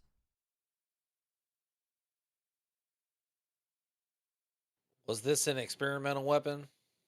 Ooh, no. No, this is a production weapon. Is it a pistol? No, it is not.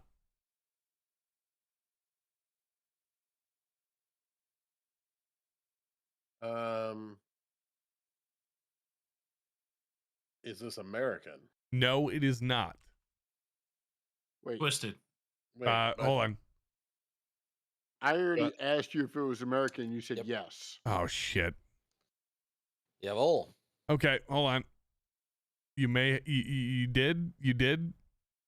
Yes. It's also it's like a yes and no. Shit. It's got dual citizenship. No It big deal, right? it honestly does. It honestly does, because I think this version of this thing is American, but the company is not. So I'll just leave it as that. That's the clue. The version of this is American, but the company is not. That's how I'll describe it to answer both of those questions. Twisted. Twisted. FG9. No. Failure. All right, who's up next? I am. Okay. Would this be considered a machine gun? No, it would not be.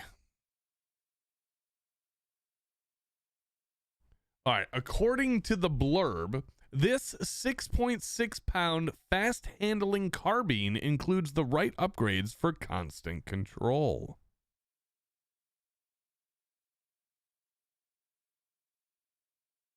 FG, Foxtrot Golf. Who we on? Kush? Is it something that most people look at as a gimmick gun? No. Spicy. Spicy? FN Guardian. That is correct. Right. Well done, Spicy. Getting the point on the board. Great job, buddy. That one was a tough one to give clues on. I apologize about the American and not American, because obviously FN is from Belgium, and I believe the FN-15 is made in the U.S. Under FN it's USA. FN America, yeah. Yep. Or FN America. I think it's America. Maybe it's USA. I don't know. I'll tell you this it's week. FN USA. Oh, tell you this FN week when Guardian. Yep. Yeah. Oh, are you shooting it this week? Yeah, we have.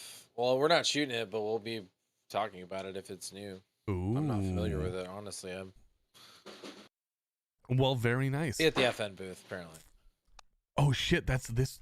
Oh, my God. I didn't Yeah. realize that was this week. Yeah, I'll be back on Friday. Holy though, fuck. so maybe we can talk about it Saturday. Okay. Fair enough. Fair enough. Just let me know on that, Spicy.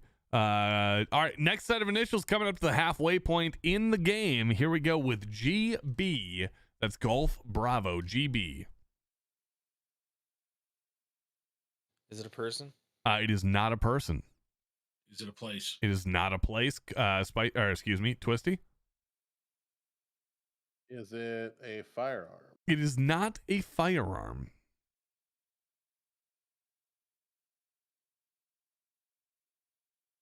Kush? Is it a company? It's not a company either, no. Spicy, back up. Is it military related? Not necessarily, no. Is it a piece of equipment? Yes. Well, okay, I'm sorry. No, I should say no. I'm gonna revamp that to no.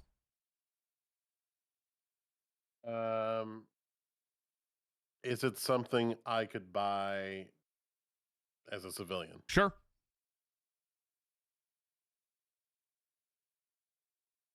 Kush? This is not military. Okay. Gun. Is this something you wear? No, it is not. All right, your first clue is this is a part. Spicy. Spicy. Gas block? That's correct. Right. That is correct. GB is gas block. What's our score as the halfway point hits? What do we got? Let's see what 2 for Twisted, 2 for Spicy, 1 for me, 1 for Kush. There you go. So everyone's on the board. So 2-2-1-1 for everyone on the board as you see them. As we hit the halfway point, I do want to say thank you to everyone that's watching. 62 people still coming to hang out from Sergeant Heine's interview, from the games here today in the second hour. If you guys like what you're seeing right now, consider hitting the follow button and supporting the show. We do the show every Saturday night, 9 p.m. Central. I stream every single day of the week playing games, just like Sergeant Heine, although somewhat different. And we like to party and have fun. So if you like what you're seeing now, chances are you like what you see in the future. Consider hitting that follow button. Here we go into the back half of the game with initial set number 7. Now, these are all themed. There will be a bonus theme or a bonus point for guessing the theme at the end of initial set number 12. So 7 through 12, the final set of initials, are going to be themed. What I'm going to do, I'm going to ask all the questions. Once we hit initial set number 12, I will say, okay, here's your theme. I'll count down from 5. I'll go 5, 4, 3, 2, 1, go. The first person to guess the theme correctly will get the bonus point. Here we go with initial set number 7, FM Foxtrot Mike. FM Foxtrot Mike. We got Spicy Up. Is it a person? No. Twisted. Twisted. Field manual. No. Failure. Is it a place? It is not a place. Is it a firearm? It is not a firearm. Is it a company? It is not a company. Is it a job? It is not a job.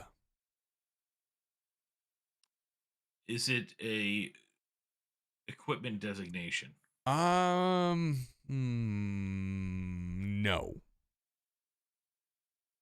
Is this military related? Yes. Kush?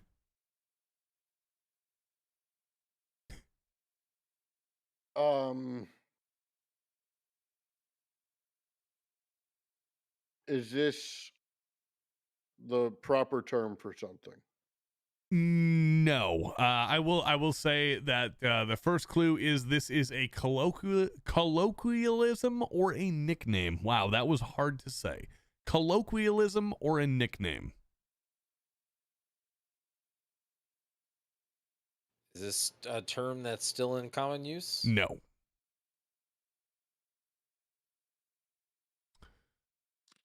Is this an army term? No, it is not. Next clue will be this is something that's specifically associated with the U.S. Army Air Corps. Damn, I was about to say Feld Marshal. Nope. It's also associated with Robert Oppenheimer. Steve. Fat Man? That is correct. That is correct. Robert Oppenheimer and Fat Man. Very well done, Steve. Putting a point on the board. Here we go with initial set number 8 with ER. Echo Romeo. ER. 222 and 1 on the board for Kush. 2 for everybody else. ER. Echo Romeo. Go ahead and send it, Spicy. Is it a person? It is not a person. Is it a place? It is not a place. Is it a firearm? It is a firearm.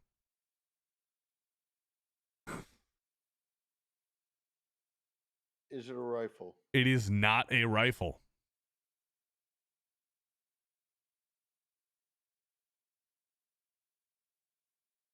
Is it a pistol? It is a pistol, yes.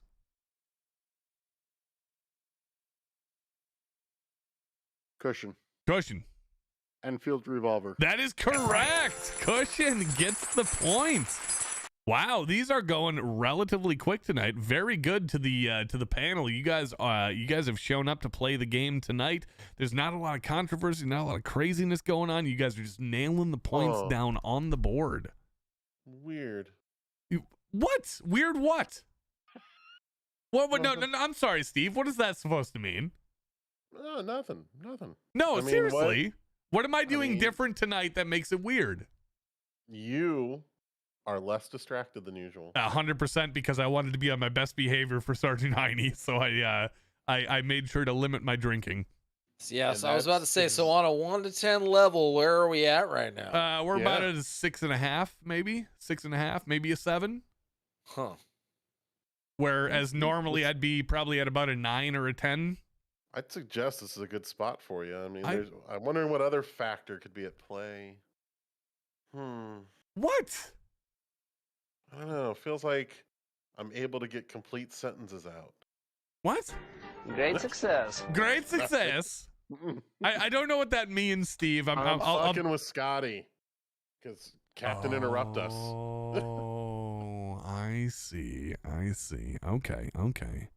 So Love you, you're saying the show is better without Scott here. Okay. No, I'm gonna write I'm saying that when down. the two leads are at 9s. Okay. Yeah. No. Fair point. Perhaps what we're learning is we should take how you two feel, and that number needs to be under 12. Fair point. But if I'm a 0 divided by you plus cushion parentheses, like wait, you can't divide by a 0 though. Yes, you can. You sure can. It's just not going to work. Zero's not a real number. It can't be proven. There you go. All right, next set of initials is going to be FF. Our first double of the day. FF, Foxtrot. FF. Spicy, you are up, my friend. Steve, thank you for that glorious insight, by the way. I will take it to heart, and I will try to make this show a little bit better. FF, Foxtrot. Spicy, you're up. Is it a person? It is not a person. So fuck next week. What? No, I was serious. Steven, okay. I significantly object to that. I meant that in all seriousness. Hey, Tyler. I was taking that as constructive conspiracy. Tyler, this last 5 minutes is how the show normally is all the time. Fair point. Yeah, fair point. Okay. All right. Twisted. FF. Yep, go ahead, Twisted. Fighting Falcon. No, incorrect. Oh, good guess. Failure. Okay. Is it a vehicle? It is a vehicle, yes.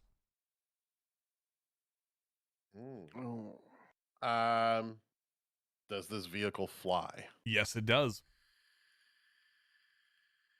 Steven. F-14. F-14. No. Failure. We're up to Cushy. Cushion. F4. No. Failure. All good guesses. They're going for it right now. Stevie. Flying Fortress. That is correct. Well done, Stevie. JT Clay, thank you very much for the follow as well. Welcome, my friend. Here we go on to initial set number 10. And that's going to be GM. Golf Mike, GM. The score is as follows. You got 2 for Spicy, 2 for Twisted, 3 for Stevie, and 2 for Dakoosh. GM, Golf Mike, Spicy, take it off. Is it a firearm? It is not a firearm. Twisted. General MacArthur. Incorrect. Failure. Is it a person? It is a person. Oh, the one fucking time I don't ask. I told you what your job was when you got You here. had one job. We have a list. You just go down the list. Fuck. Are we on me? I believe so. Did this person hold the rank of general? Yes, this person did hold the rank of general. Spicy. Spicy. General Mattis. No. Failure. Twisted. I think I heard Cushion first. Am I correct? Yes. General Montgomery. No. Failure. Twisted. General Marshall. Failure. Incorrect. Okay. Incorrect. All right, continue on. Whose question are we on? I just went. So All right. it's over after me. So Kush.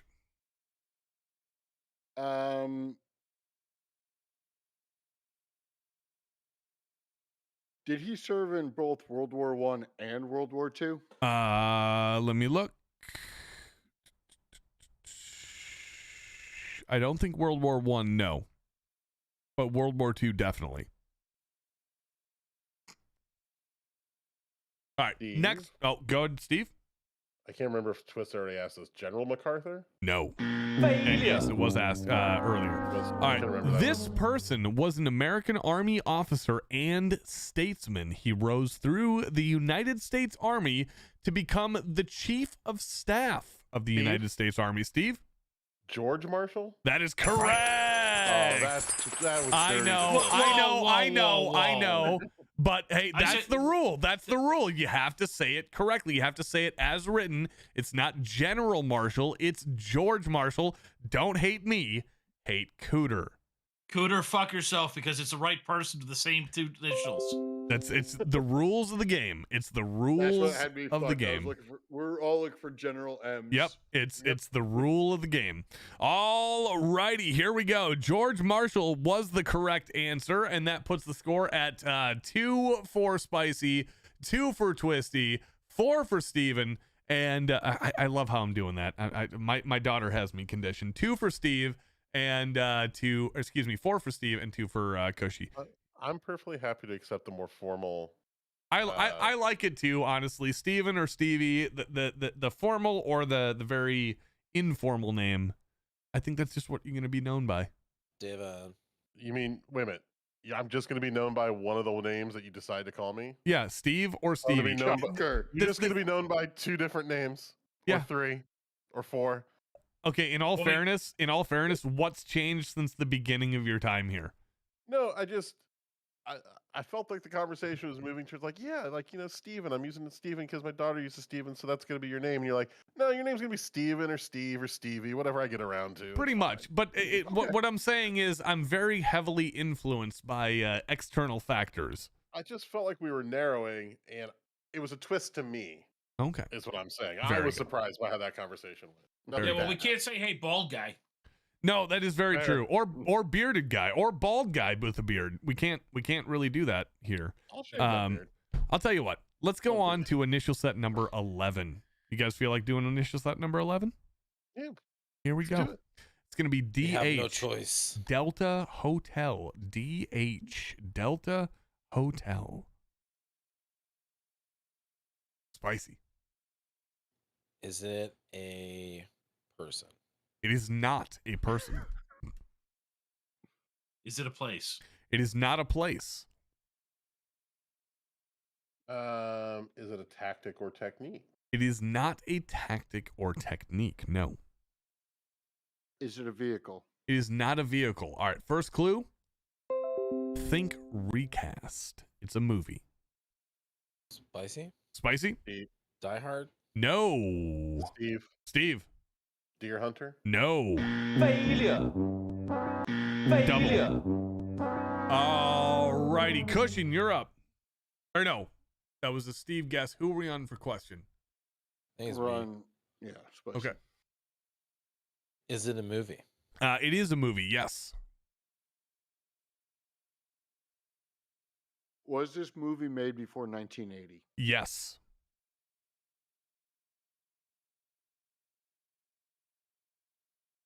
Spicy? Is it a Western? It is not a Western, no. Was this movie originally shot in color? Yes. Ooh, question. Very good question. Is this movie American? The movie is American, yes. I will say, to the best of my knowledge, the movie is American. I could be very wrong in that.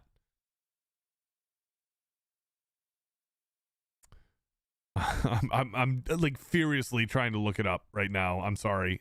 Furious. Furiosa. Let's see. It's really not helping me out.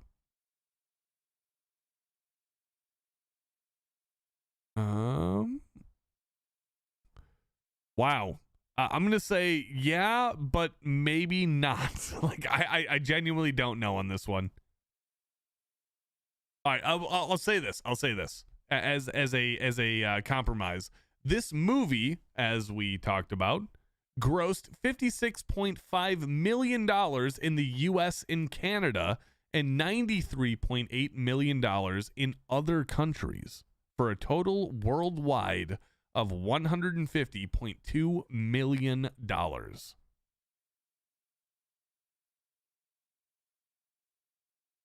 And who are we on? I think, what, Twisty? Or did Twisty just go? No, I didn't go. Okay.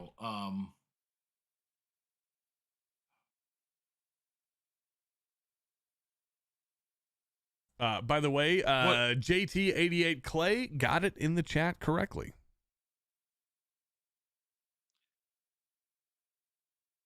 I'm sorry. What? No, Kush. Hold it- on. Sorry, I got to interrupt. Kush.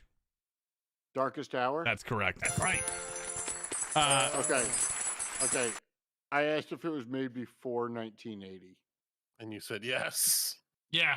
Oh, did I say yes? Oh, yes, you I'm did. sorry. I'm sorry. I'm asking if My it was bad. made in color and stuff. That was a my bad thing. That was a my bad. Yeah, the first line of the Wikipedia article actually. I apologize. It's all good. We love you. I've got a lot of stuff going on. I'm reading 3 different chats right now. Oh, really? and- What's the third one? Well, the YouTube chat, Oh, the the- Twitch chat, and my the own thing. internal stuff. Yep. Yeah. So I apologize about that one. Yeah, DH stands for drink heavily. Got Sure. it. Yep. Fair enough. Message received. Okay, I'm sorry. I'm not perfect. Get It that Greta happens. Thunberg face count. Shut up. Don't say that name here. Don't say that name. You fucking animal. How dare you? How dare you? All right, final set of initials tonight before the bonus theme. The initials, the score is as follows. We got 2 for Spicy, 2 for Twisty, 4 for Steve, and 3 for Kush. Technically anyone's game still. We might need a tiebreaker. What's your name? Coots. Yes. Wow, it's one of those nights. Coots, we might need a tiebreaker even. Here's our final set of initials before the tiebreaker, and it's MR, Mike Romeo. MR happens at least once a Saturday. Shut up, geeky. Stop it. Be nice. MR, Mike Romeo. Spicy, you're up. Is it a person? It is not a person. Is it a place? It is not a place. Is it a vehicle? It is not a vehicle. Is it a firearm? It is not a firearm. Is it military related? Yes.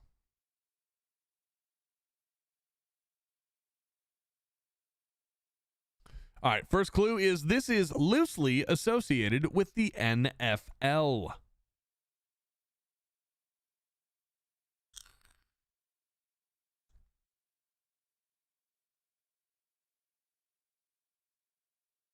Is this a piece of equipment? No, it is not. Is this the name either formally or informally for a military unit? Yes. Cushion. Steve. I heard Marine Steve Raiders. first. That is correct. Right. Marine Raiders is correct. I And was going that- to ask that question. And too. that's, I believe, secures Steve with the victory. Because there's one thing we know how to do in Missouri, and that's to hate the fucking Raiders. There you go.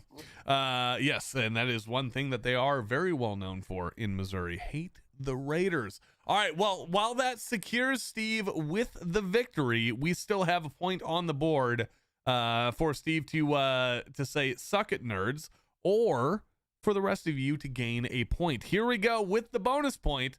I will count down from 5 to 0 and say go, or I'll say 5, 4, 3, 2, 1, go.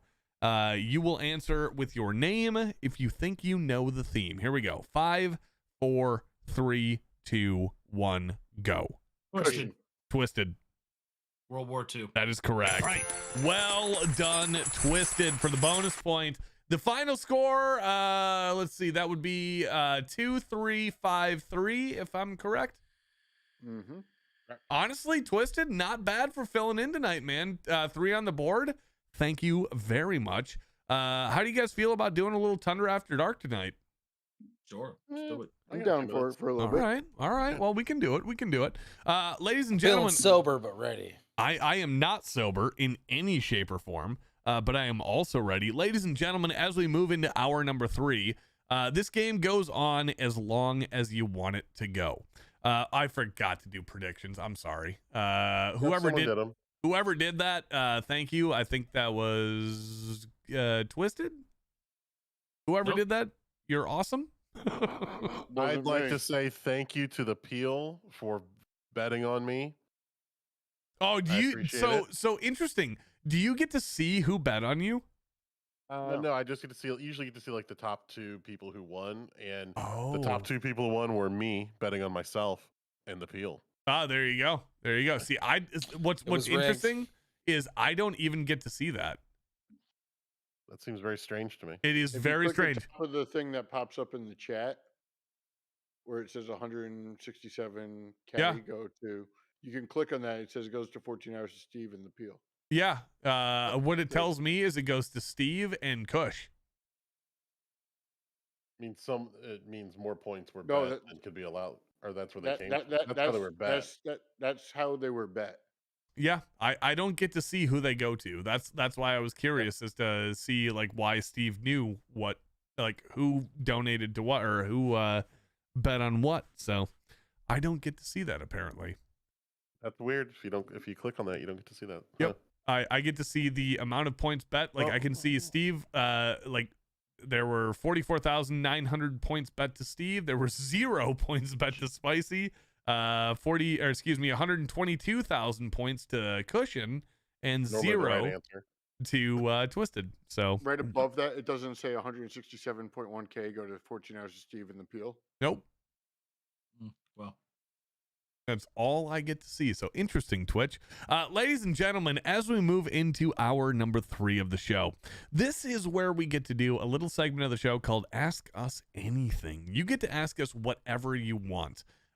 We've got quite a few people from the YouTube side of things. Unfortunately, I don't have the YouTube chat up right now. I'm going to see if I can pull that up in just a second. But if you guys want to keep the stream going, ask us questions. Ask us anything you want to know. It could be GunTuber questions. It could be life questions. It could be gun questions. It could be military stuff. I don't care what you want. If you want this show to keep going, keep asking questions. The best way to find us is to highlight your message using channel points or tag me if you're on Twitch at Tundra Gaming Live. If you're on YouTube, tag me at Tundra Tactical. I will bring up the YouTube chat in just a second. And as we let these chats populate, bear with me. Give me just a minute here. We've got a friend of the show, Tom. Tommy, what's going on, my guy? All right, I'm sorry, I've got to pull up the YouTube chat. So, Cushion's gone. Stevie, how are you tonight? I'm sorry, I'm grasping at straws here. It's okay. You're doing great tonight, by the way. I'm liking the professional energy. You got. I'm new doing my sound best, man. bumpers. I'm doing my best. I'm loving this. You and Heine are like a virtuous circle of reinforcing excellence. Well, you know, I love it. honestly, I really wanted to put my best show on for Heine tonight because he's kind of a Twitch all-star right now, and I'm trying to become a Twitch all-star. So I was really trying to put my best show on for Heine tonight. I look up to him. He's a great guy. He's a great Air Force rep. And He is really, yeah. I mean, I remember when he started his stream, and he's really grounded out on Twitch. That's where he's put all of his energy. He's literally just the best, and he's a great guy to boot. If you guys aren't already following Sergeant Heine on Twitch, you really should be. And probably one of the most. I'm sorry. No, please. I just my enthusiasm. Yeah, please. Probably one of the most positive spaces on Twitch you could inhabit. Really? As well. You know, just generally like good vibes He's all just around. yeah, he's just a good dude. So. He's just a good dude. All right, let's go and do. Okay, so I've got the YouTube chat pulled up.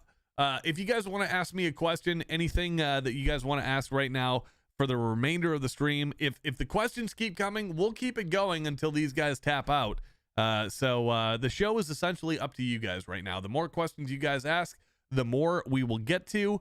If you want your question answered, if you're on YouTube, tag me at Tundra Gaming Live.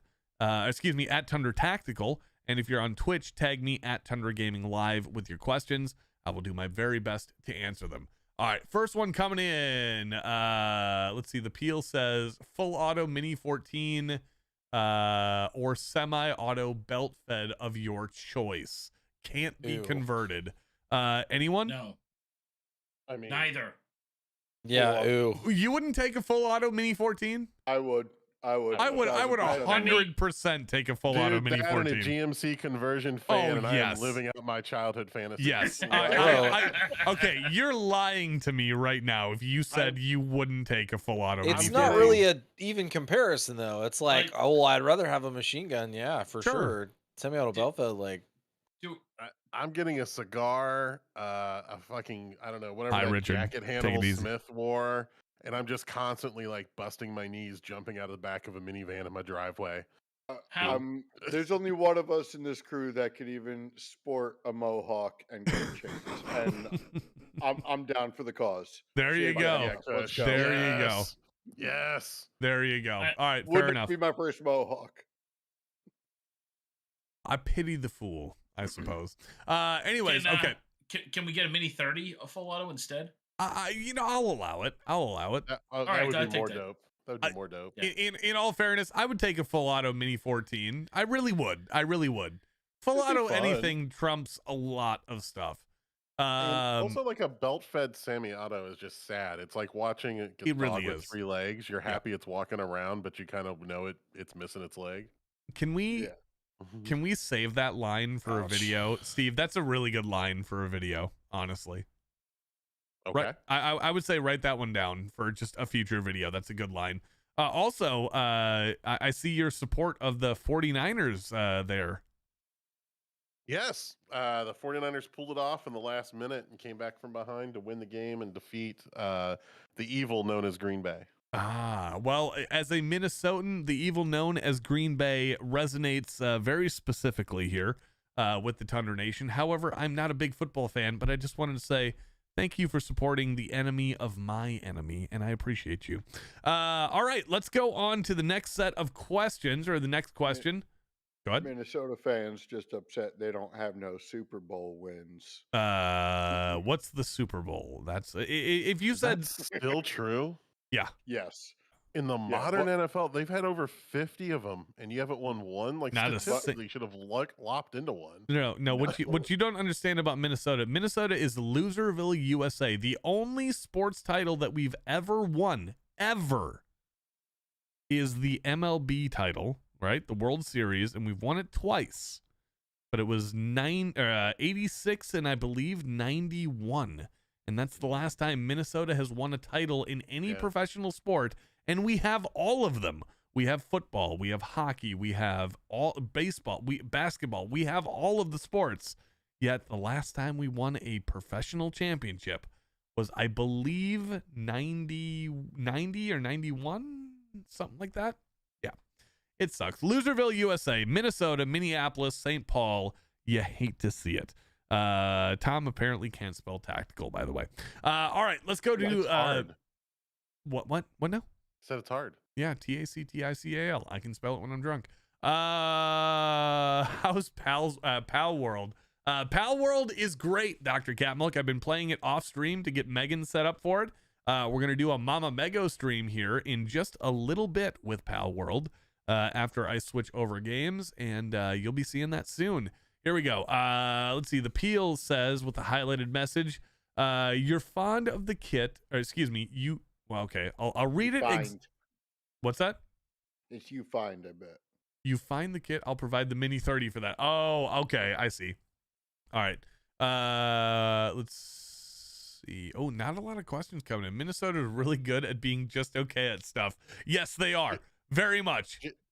JT88 Clay had a great question from earlier. Oh, that we can you skipped read it over. off?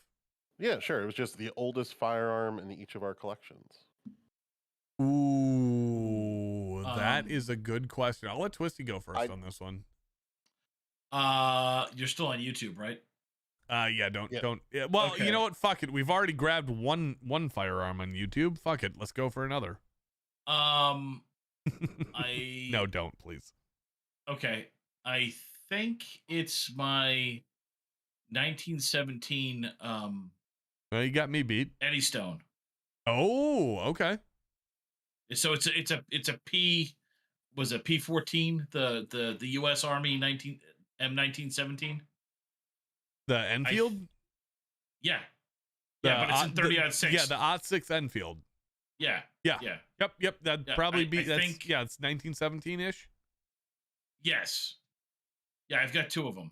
Oh wow. Okay. Yeah, it's probably pretty close to being the oldest one that any of us own. It might be. And anyone got anything to beat for 1917? Now my oldest is 1940 or 41. Okay. Stevie, anything that you got? Not anymore. Like I sold off the Mosin. That was probably the oldest one, and that was like 43, 44, 43. Everything else I have is fairly modern. Spicy. I like it that way. Yeah, I'm about with Steve. Everything I have is relatively modern. All right, Twisty, what I you I got? mean, I have deer rifles I and do- some old Glenfield 22s from like, Yeah, like I got like a 60s. old but Winchester. that's- But Yeah. Yeah, I had a was it an 18 Ooh. an 1800s trapdoor Springfield, but I'm not sure. I don't think I have that anymore. Yeah.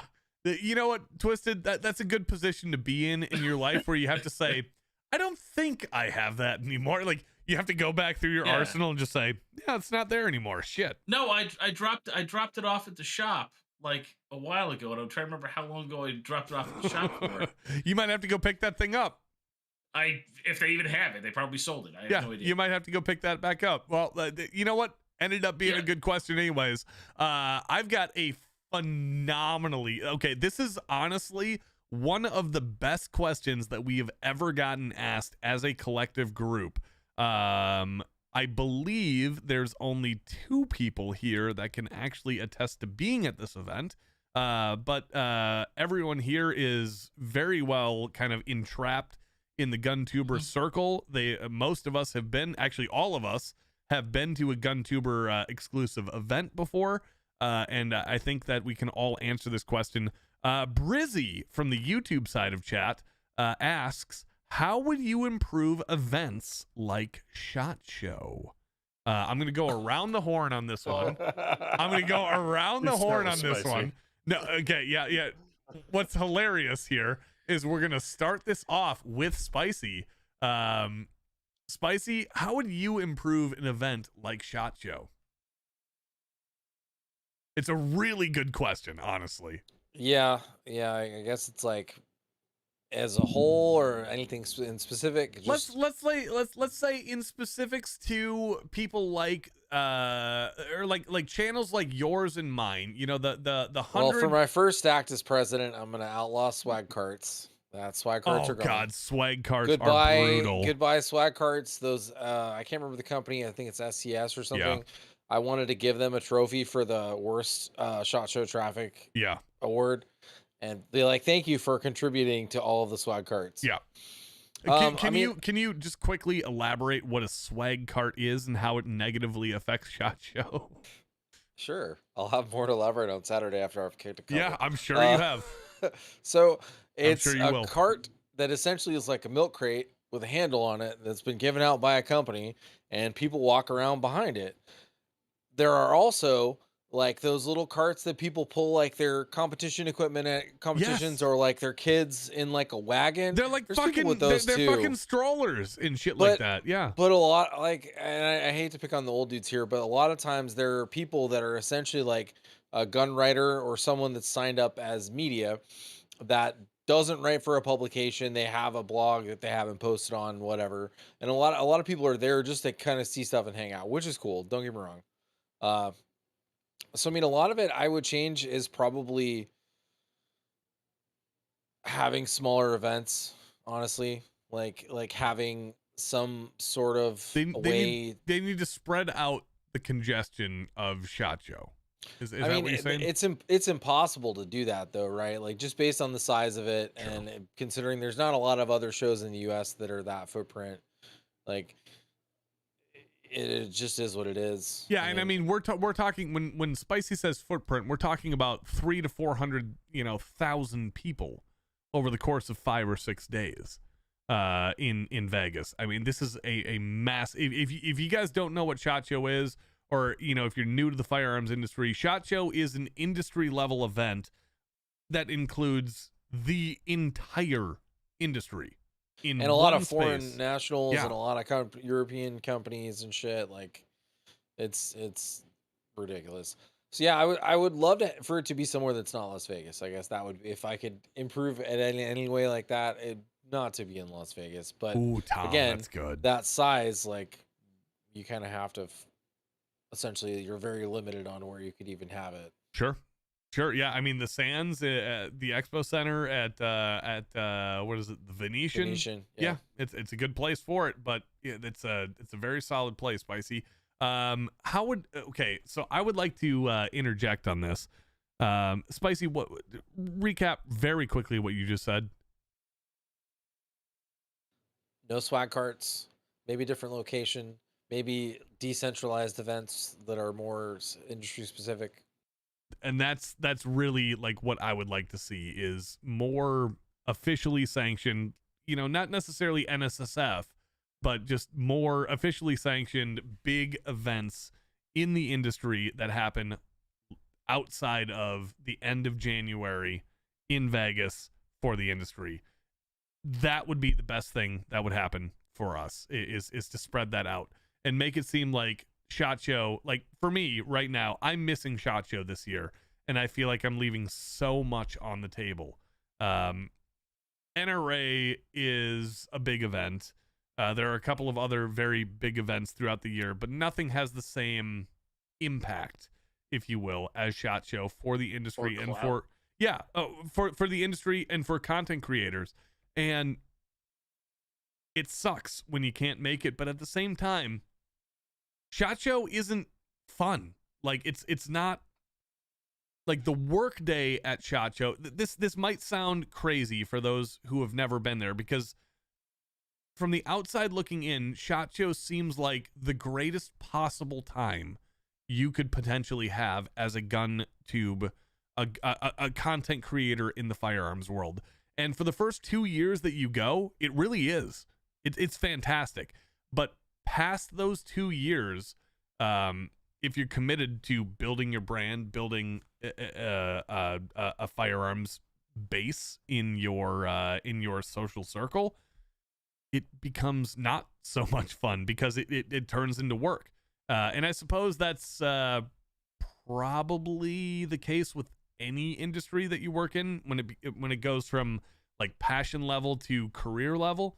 But it kind of sucks that there's only one industry event that is of this size for us throughout the year. The closest I think that anything comes to this, Spicy, you're probably the one to speak to the best of this. The closest that anything comes to this post SHOT Show is NRAM. Yeah, I mean NRAM's a pretty good size. NRAM's a pretty good size, but it's not the greatest event I in know the world, there's considering some that like LE and like military industrial complex style shows that are out there that are decent size. But yeah, I mean it's probably not much of a comparison. Yeah, what I would do to increase increase these events is just have more of them. Have something on the, like, there are a couple of content creators and there are a couple of people that are really trying to make these events happen. Obviously the Iraq veteran shoot is like probably the biggest one over the course of the last 10-15 years. Gotta give credit to where credit's due this year with the inaugural wow. Somebody help me out with this. Thank you. Inaugural version of Gunstock Texas, courtesy of ARFCOM this year. So ARFCOM tried to do a great job or not tried to, but did a great job with ARFCOM Texas this year. Sorry, Spicy. I didn't mean to say tried to. You know what I meant. I had a ton of fun. There's no tweezers. Yeah, Yeah, bro. you had the demo ranch shoot, the donut shoot, all that fun stuff this year. There's a lot of attempt to try to, you had GunCon, courtesy of John Patton. There's a lot of great events that happen throughout the year, but none of them have achieved, obviously, the same clout as NSSF sponsored SHOT Show, for good reason. I mean, SHOT Show's been going on for what? God, I don't even know how long. Decades, I think. Decades. Yeah. So it's tough to beat that level of clout. But I think a lot of content, like the responsibility is laid down onto the content creators right now to create those events. And that's where the pressure is. I think a lot of the bigger content creators, the Iraq veterans, the John Pattons of the world, Matt Carrickers of the world, putting on these big events to bring these grandiose, these classic cool things that you never thought you could experience to the general public. I think that's happening, but I don't think it's quite there, obviously, to reach the levels SHOT of SHOT Show Show. is 28 years, according to our friend Tom. There you go, 28 years.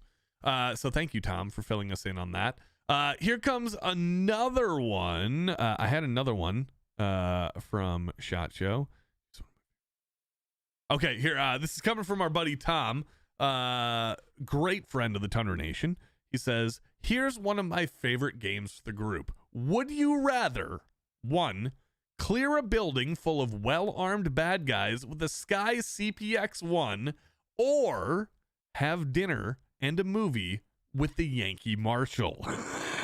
Depends what we have for dinner and what movie it is. That's a tough call. I've done a pistol run, picked up someone else's weapon before. Give me the Sky pistol. Let's go. Fuck. Yeah, I mean, I'm. You know what? I'll be the wuss. I don't want to be shot at. I'll do dinner in a movie with just about anybody not to be shot at. Yeah. Holy fuck. I mean, wait, hold on. Can I have the Sky pistol at dinner with the Yankee Marshal? It wouldn't work. I can feed him with it, so that works. Oh fuck, Tom, you almost killed me, dude. I'm recovering from an upper respiratory infection right now. You can't ask that shit. Oh fuck, I gotta stop cool reading these story. questions blind. Oh fuck, that one hurt, man. Holy shit, Tom, great question. Here comes from the Twitch chat. This is my dude. All right, this is for the whole panel. From my dude, he wants to say, you have been abducted by aliens and are now being forced to fight in a gladiatorial combat against many other beings from across the cosmos. Your captures have graciously given you the ability to choose your loadout based on what they called your world's video historic records of what they called your video's historic records of greatest warriors. They're capable of reproducing any tech that you've seen in these records. What's your loadout and how many rounds do you take? So what I'm assuming is, based off of any YouTube video you've ever seen, what gun do you take and how many rounds do you take? It has to be a real gun. Yes. So real gun. Yes. well, so much for the pulse rifles. I was gonna Apparently. say a Marita 2 with an under grenade launcher, so them bugs don't know what hit them. There you go. Yeah. Unfortunately, not a valid answer. God, it's such a hard question. Like, Gotta know how big the map is. I don't have Like any how, like- I don't have designation on that, so you got to just So- go. Yeah. You got to go with what you're seeing. it's gladiatorial combat. It's a very specific term. So let's assume arena-sized field, a football-sized field for the combatants. All right, it's Man, the question want is in capacity and recast penetration. core group if you want to read it specifically.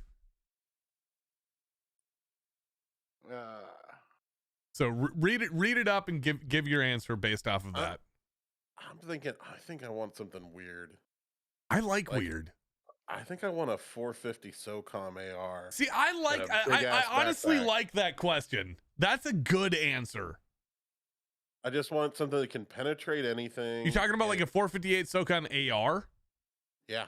Yeah, I like that question. I like that answer, honestly. I just penetration. You don't need a massive Giggity. amount of range because everything's Well, under 100 yards. So that's give or actually take. it's a good answer in regards to the fact that we're talking about it's an alien race abducting you, putting you into gladiatorial combat. You don't know what you're gonna face. I just know hitting things with things that go fast and that are dense is probably a good idea. And the 458 SOCOM does that really fucking well. yeah. I would go the boombox, the 8.6 blackout AR. Oh, that's a good one. Fuck, So that's why you're a man of Twisted! modernity and refinement. That is a And- good one too. And some really good body armor. All right, I'll 'Cause allow it. who knows what they're throwing at us? I'll allow it. Who wants to go next? We got Twisty, we got, or excuse me, we got Cushy, and we got Spicy. I'm going with a 200 round belt and an M60 E6. You like your Oh. M60 E6s ever since IV. Of course you. Well, not before you did. You liked it too, but Yeah, not the You E7. really that wasn't like an it. E6. yeah, Think But yeah, I it's too mean the small. E6 is Close a shorter enough. one. close just enough. 200 rounds and just dun, dun, dun, right there. Are you I'm not sure what that means in the chat. are you physically capable of carrying 200 rounds of 760 by 51 Yeah. cushion? Yeah. For a little while at least. All right. It's gonna get lighter as I go. That is very true. That is very true. That's the nice thing about bullets. They are expendable. Excuse me, Spicy. Anything for you, buddy? Yeah, I'd prefer like AR-10, some like M2 AP or Dude, something. honestly, it's a basic answer, but it's a solid answer. I mean 308. Yeah. Hopefully we'll do the It job. fucks shit up. That's essentially the way the military is going with the 277 or the 7 or the 68 by 51. So yeah, you're not wrong. The future is now, old man. That's what they say. All right. Anyone else want to tag in on my dudes? We're all good. Part of me says we all thought too small, and we should get one of those Secret Service style SUVs that are up armored with a minigun. Or my Just have a tank at that point. my I mean, yeah, but I can't drive a Leopard. tank. I can drive an SUV. Leopard A2. Let's go. I mean, my thought, I like, get hard. if I'm fighting like unknown enemies from across the galaxy, I'm gonna go with the new SIG machine gun in 338 Norma Mag. Yeah. The new SIG GPMG GPM. yeah. Yeah. Yeah. Ooh. There is that. Number one, 338 Gao Norma. What's that? in Oh, the Gao 330. 21. No. It does say- There's the minigun that they had it shot like last year, the year before. Yeah, it's that was suppressed Oh, in 338 yeah, I Norma. forgot it's- about it's- that. It's the Dylan. It's the reman Dylan. Yeah, Yeah. I forgot about that. Oh, yeah, you're right. Yeah. Oh yeah. We're gonna see His more of that shit coming up next His week. question did say video historic records of great warriors. Oh, So he would did. it be like a historical loadout and all of a sudden I got a Gladius? Are we going that route? All right, let me reread this. Hold on. Yeah. You can bring the knives to the gunfight. I'm going to shoot the fucker. Okay, hold on. Your captures have graciously given you the ability to choose your loadout based on what they call If your enemy world's. cannot push a button, cannot use his hand. He cannot push a button. Doing Yeah. my part. Facts. You know what? I'm sticking with my shot. I'm sticking with my shot. All right, next question. Oh, okay. Another great one. Brizzy, I got to give you credit tonight. Brizzy has got two great questions on the YouTube side of chat. Brizzy representing the YouTube side of chat excellently tonight. Here comes the second excellent question from Brizzy. Here we go. What would you give up your favorite food for 10 years in exchange for your dream gun? I don't even know what one dream gun I would be able to settle on, to be honest with you. Okay, so let's all define our dream gun then. Okay, so let's start off with Spicy. What is your dream gun? Bro, I don't even know. You gotta pick one. Honestly. You gotta pick one right now. Yeah. You got 30 No. seconds. What is your dream gun?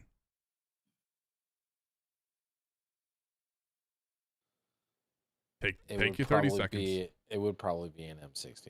All right. So would you give up your favorite food for 10 years for a version of the M60? Or it comes with enough ammo to like, do I get a certain ammo stipend for that 10 years? I'll allow it. I'll allow it. Oh, so a couple barrels of 308 just rolled into my garage or 76251. Yeah, you got a couple of 55 gallons. Yeah, I can eat other Mexican food that's not tacos. There I guess, you for 10 go. years. Why not, right? Burritos are a thing. Yeah, I was about to say it's Burritos are gonna a thing. Yeah, exactly. Yeah. There's options. All right. Excellent. Let's see. Twisty.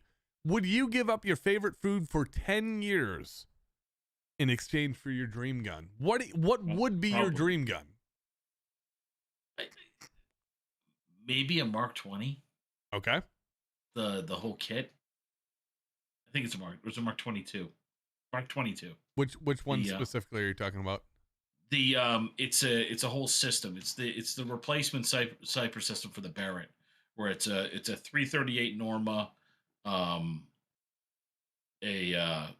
300 Norma, and I think a 50. Yeah, I don't know that one off the top of my head. Might be. It's a full. Hold on, let me make sure. It's something. Yeah, Barrett Mark 22, 338 Norma, 300 Norma mag, and 308. Yeah, it's a whole kit. Comes in roll off with a can. That's a good answer. Barrel swap out. Yeah, that's a good answer. Because if I'm going to be giving up something for 10 years, sure, it's got to be something like really up there. You got to get some ROI on it. Yeah, and I still don't. I don't know. I might. That like the 20 grand might not be enough. I mean, to be perfectly honest, but like to give up my favorite food for 10 years, nah. All right. No. What is your favorite food? Out of curiosity. Bison ribeye. Ooh, okay. All right. Who do we have going first? Spicy, what is your favorite food that you would have given up for your answer?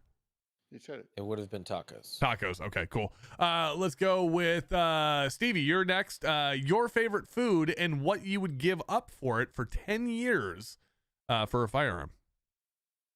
I mean, I think my favorite food, if I'm honest about it, is a really well prepared filet or ribeye steak with the full baked potato, the full just good American steak, perfect baked potato, and some random vegetable meal. Oh yeah.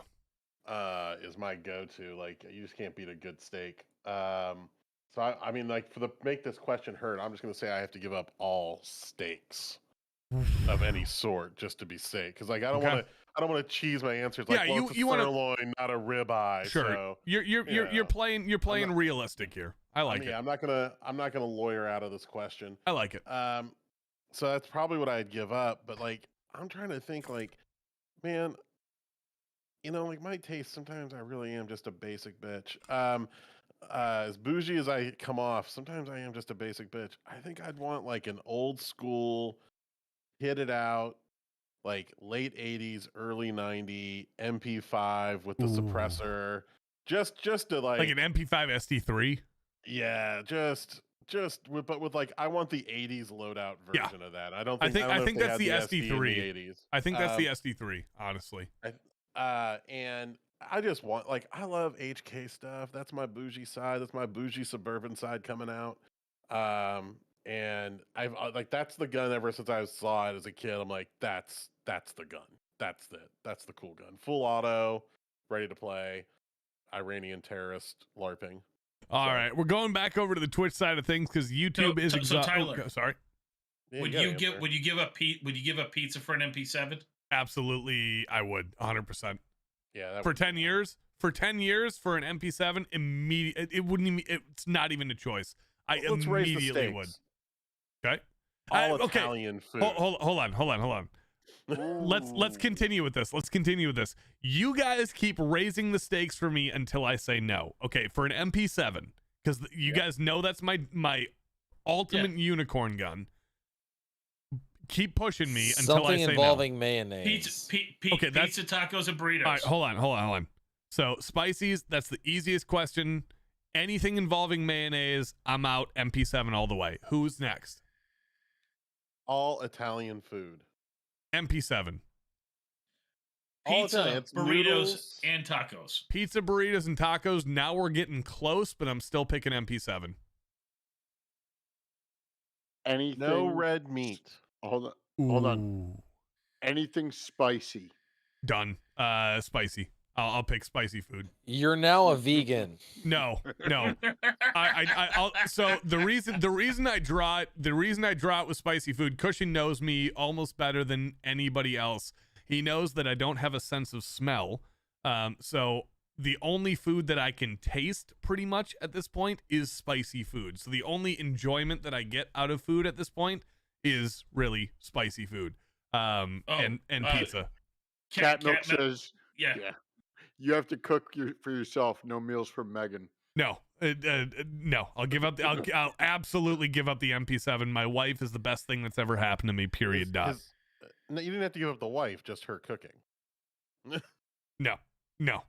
Giving up the wife. No. Much. We all agree on that. Yeah. No, I'm not giving up the wife, and I'm not giving up her cooking. It's the best thing. Two best things that have ever happened to me. Absolutely not. I will handily give up the MP7 for the care of my wife because, I wouldn't be able to do what I do without her. Okay, I got a weird one. Okay. Everything with your daughter stays the same, except she never calls you dad. Instead, she refers to you as Tyler. Nope. Just for a decade. My dude has a pretty good one in chat. Nope. I will not. I would give up the MP7 for the dad moniker for 10 years. That's the right answer. Yep. My dude had something good. Yeah, it said you can no longer shoot any other firearms for the next 10 years. Oh, you Or can. Only the MP7. MP7. I would give up the MP7. Oh, I got one. No distilled liquors, so you could still have beer or wine. I would give up the distilled liquor and beer and wine for an MP7. I would give up all booze for an MP7. All of it. I would go stone cold sober tomorrow if an MP7 showed up on my doorstep. You can get an MP7, but you can only shoot it when you're with Yankee Marshall. And now I'm out. And now you have reached the limit. You have reached the limit. I am now out. But Can we define the term No. with? Yeah, okay. Exactly. Okay. In his divine- presence. Yeah. If I have to be in conversational proximity to the Yankee Marshal, I am now out. That's how much I can't stand that guy. No, because hold on. You only actually need to be around him once. Oh, that's like, a good in point. person. Fuck, I didn't think about that. Shit. And then Yeah, and then it's not an eternal thing. Fuck. Oh, maybe I would suck it up. Maybe I Well, would you suck still got it to up be for with an him, MP7. so you're gonna have to like chop one of his fingers off and carry what it you're around saying, a vial what in you're his saying, hold pocket. on. We got to quantify this. Do I have to be with him, according to this rule, do I have to be with him every time I shoot the gun or Yes. just once? Hey, Tyler. No, you can only shoot it when you're with Yankee Marshall. I'm out. Yeah. I'm Only out. with. Then I'm out. Hold on. We know a guy with a funeral home and a cremation thing. So, I mean, I'm not going there. I'm not going there. Can we get I'm illegal? not going there. Yeah, let's get illegal. I got that covered. I am not going there. I am not going there. I can't spell. Charles says, all hail the Yankee Marshal. No, not here. We will not allow it. Unacceptable. When that Yankee Marshal comes around the number. All right, here we go. All right, this is, I'm coming in blind on this one. Dr. Catmilk says, would you rather... Excuse me, I'm just getting over an upper respiratory infection right now. Jesus Christ. Kurt. That's why the vaping's good for you. Yeah, 100%. Let's see. Dr. Catmilk says, would you rather fight a beaver in a tunnel with a 380 or a 500 bushwhacker? Oh, bro. I mean, did I bring Ear Pro into this Yeah, tunnel? that was my Like, first thought too. I think we all kind of thought the same thing. We've all been Yeah. shooting indoors before. No, Wow. Charles, I'm not doing SHOT Show with the Yankee Marshal. I will not be at SHOT Show this year, unfortunately. I doubt Yankee Marshall's going to be at SHOT Show, but you never know. I would doubt that he's there too. Well, maybe he is. I don't know. Well, I'll keep an eye out for him. in the You meeting room. you know what? I'll give You him do it dirty if, looks. if you see him, bring him onto the interview and just ask him some silly questions. Like who Yeah, ties his shoes? yeah, it's not gonna happen. Ask him what he's carrying, and ask him what revolver he's carrying, what useless piece of shit he's carrying. Anyways, yeah. So, all right, who are we on? Not even sure what the question is anymore. All right, fair enough. Would you choose 380? for yeah? the Would you beaver in the rather tunnel? shoot a Yeah. beaver in a tunnel with a 380 or a 500 bushwhacker? I think 380. I think the correct answer is 380. Unless it's like a mutant modified beaver or something, you know, this beaver's like But the biggest beaver in the woods, you know what I'm saying? He's coming up Charles, on you. stop it, Charles. Beavers don't. I'm sorry, Charles Beavers? in the YouTube chat. I'm sorry, Charles in the YouTube chat. You need to stop it, sir. I'm kidding, totally. Keep going, but you also need to stop it. Continue on, Steve. I was just gonna say also, but beavers aren't necessarily the most solitary creatures, and often run in big warrens and dens. Maybe intimidate. Maybe like early force prevents it, so you have to kill more than one. Well, see, here's what I'm thinking. Like, if we rephrase this to badger instead of beaver, I think that might change some of our answers. I ain't going to a hole with a badger. Nah, dude. If I am, a 500 bushwhacker might concuss the badger to death, as opposed to hitting Along it. with you. Well, okay, at least Yeah. I'm going with it. Like that's my point. If it's a badger, like if the stakes are higher, like if because no beaver. Okay, there's a very rare circumstance. It's not zero. It's the meme, right? Your chances of dying to a beaver are not high, but it's not zero, right? I had one almost killed Good me. meme. Right? But if it's a badger, that's a different story, especially like a honey badger or something like that. Those things will fuck up Who told bears. me it was a beaver? Did I say Do badger? I know it's a beaver? No. I'm thinking about this because badger and beaver are too close in my head now because they both start with B. Who told me it was a beaver? Do I trust them to have identified Dr. the animal Catmilk. appropriately? Dr. Catmilk No, told you it he's was a saying beaver. in the scenario of here, Yeah. you have to go to this tunnel and fight this. He's questioning whether or not that person. Who knows there's a accurately beaver in identified. that tunnel and why? Well, Dr. Catmilk is setting up the scenario by saying, would you rather fight a beaver in a tunnel with a 380 or a 500 bushwhacker? So This you feels know like you know it's a beaver going in.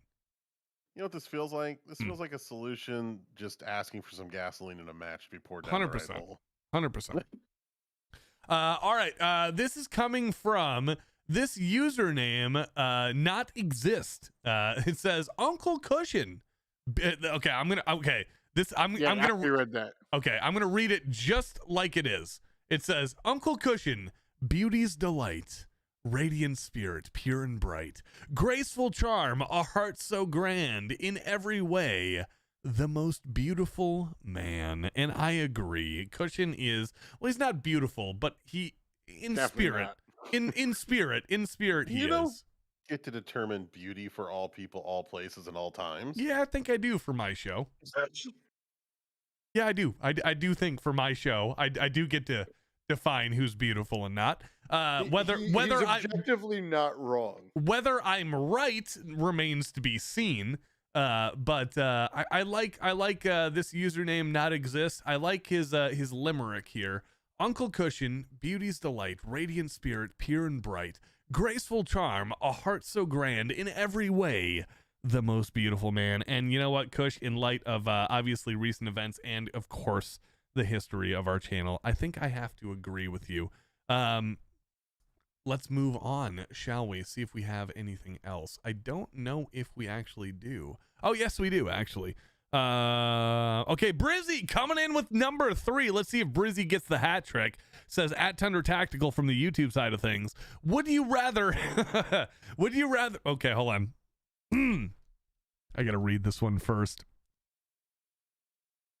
Ooh, I don't know if I can say this.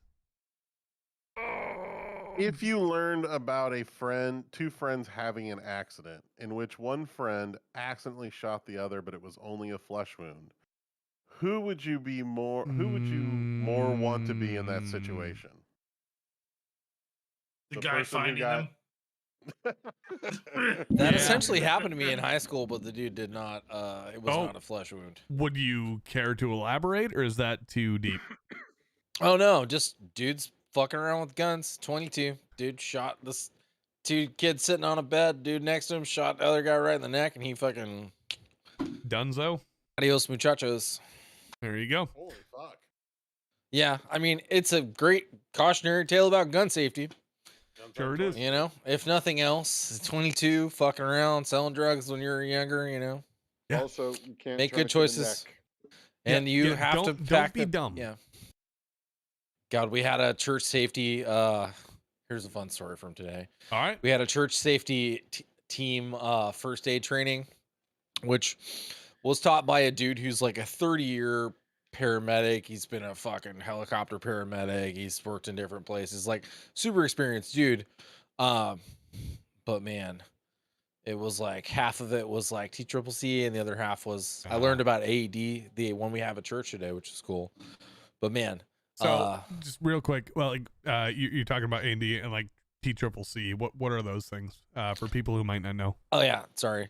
TCCC or TECC is Tactical Combat Casualty Care.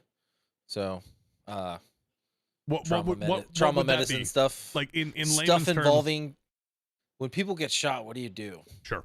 Like medically, right? Like on location, not escalating them to higher care, but like Sure. tourniquets and Yeah, this is packing on chest site. holes. What's happening over there? Stop Kush? it, stop it, Kush. You don't just record people dying, okay? That's not what you Bro, do. what just happened? That's not what you do, Cushion.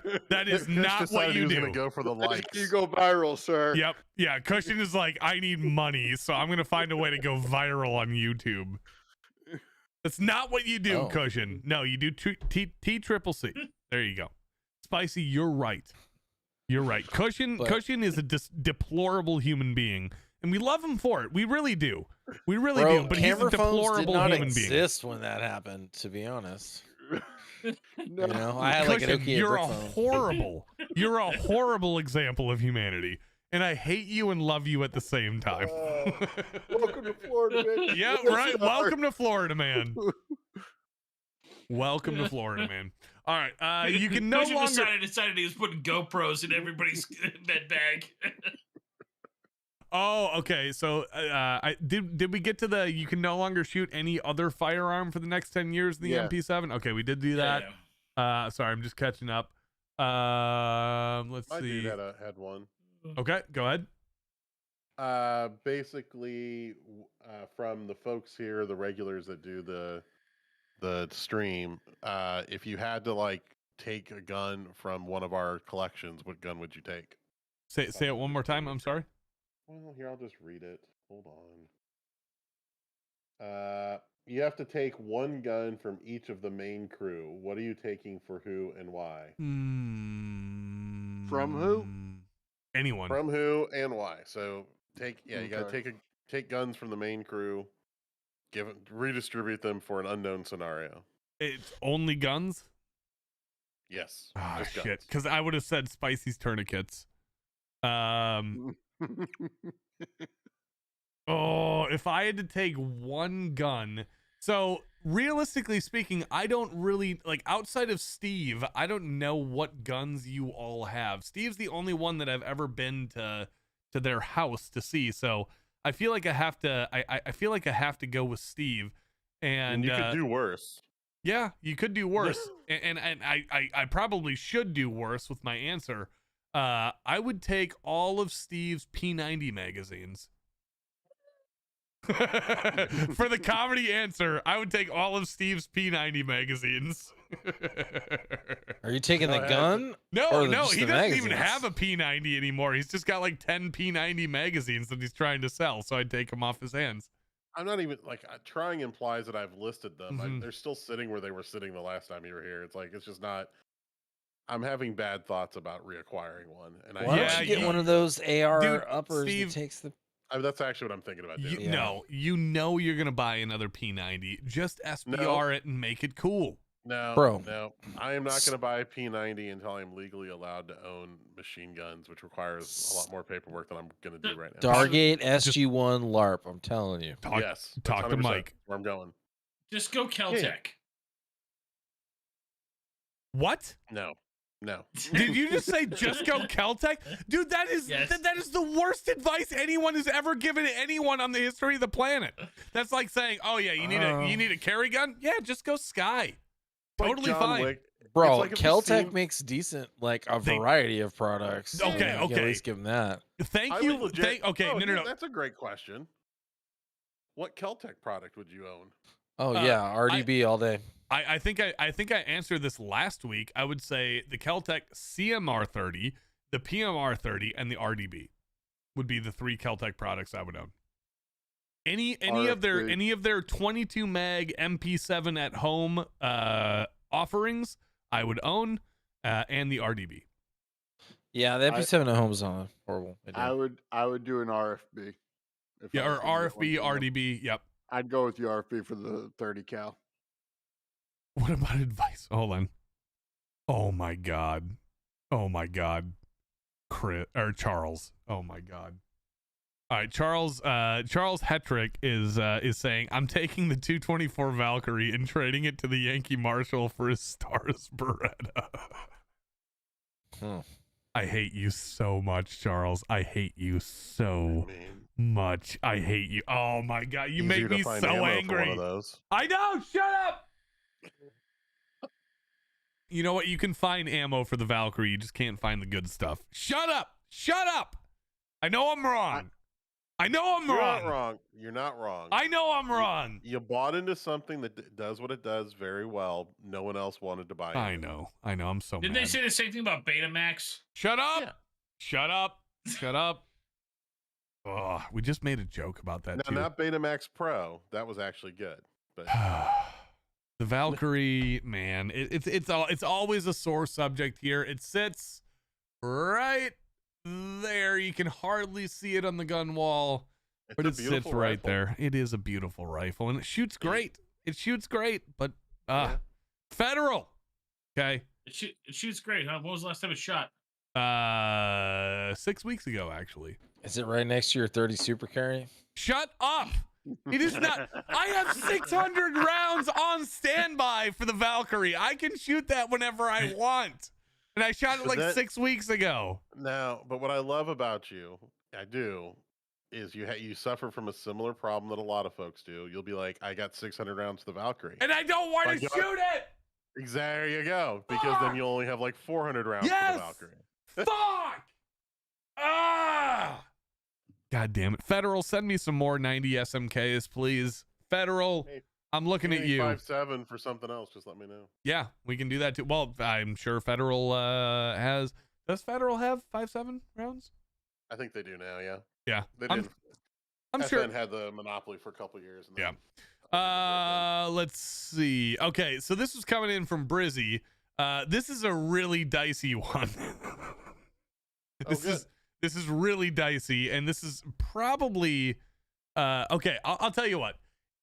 As I'm explaining this, if this starts to violate TOS rules, you just tell me to stop, and I'll stop. Okay? What's our safe word? Just say stop. Pineapple. Okay? Would Pineapple you check. rather have a friend shoot you or you shoot a friend? We already did this. It's only a flesh wound. Oh, we did this? Yeah. Oh, okay, never mind. I'll skip it. That's all of YouTube. My bad. Oh, okay, here we go. Oh, okay. Here's another really good one. Sorry about that. I can't be perfect. Would you rather have a dinner date with the Yankee Marshal or Airman Hannibal? It's kind of funny how much fucking free rent Yankee Marshall's getting in our head right now. I know. We've been the best thing to happen to the. Okay, by the way, that microphone arm, it's just the best. It's I just hit it with the my best. arm that's totally not holding anything that. Oh shit! It's I'm you trying know to- what you honestly, should I'm do. trying to put it in Yankee the holster Marshal right forgets. now. Honestly, Holster made this. Honestly, Spicy, could I have a 2-second talk with you and Sure. solve your problem? What's up? You got like a box of 308 floating around? You got some like twine? Is your solution strap something heavy to it? Absolutely. Yeah. Weigh that bitch down like a box of 308 or something like that. Bro, I was looking at the Amazon Basics ones the Okay. other day. So I think this is No, what this you is. can't. You genuinely can't. It can't happen.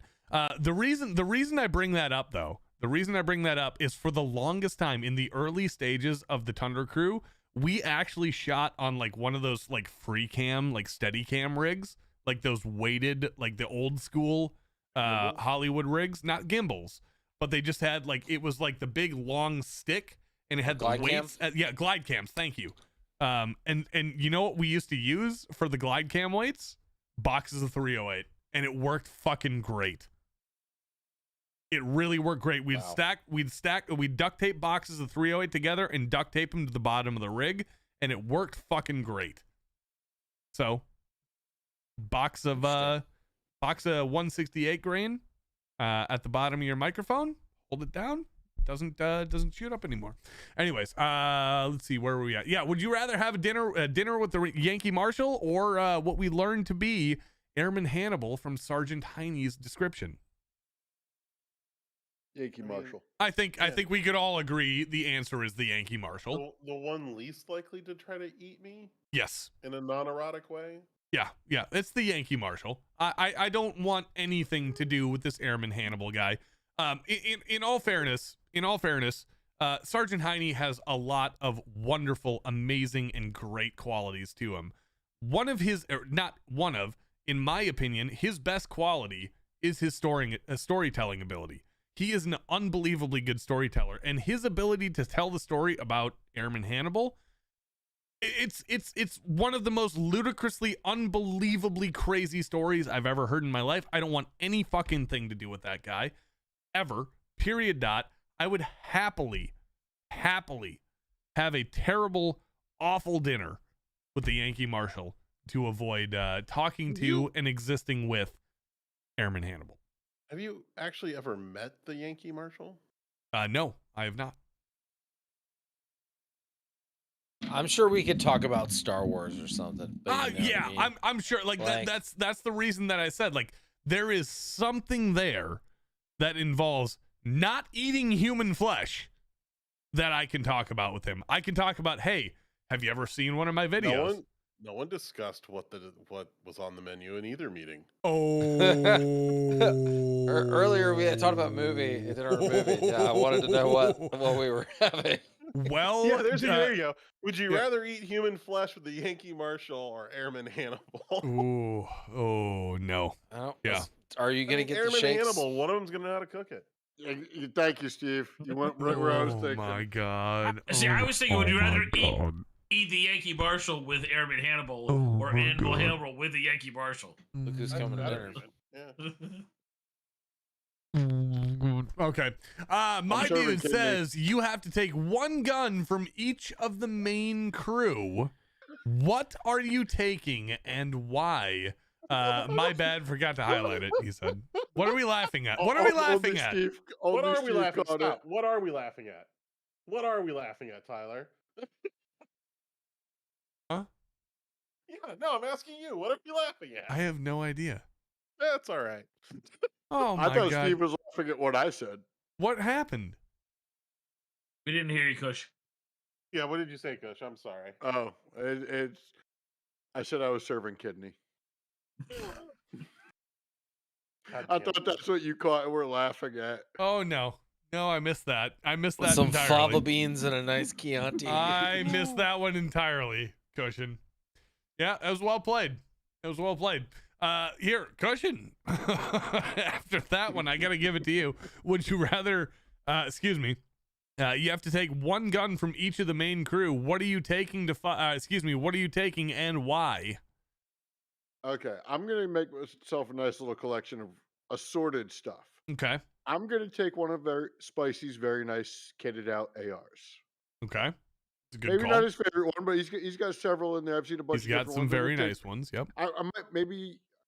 You got a 300 blackout, right, Spicy? It's. I don't have it. Yeah, sure. I don't have a 300 blackout. I'll take his 300 blackout to expand my collection out.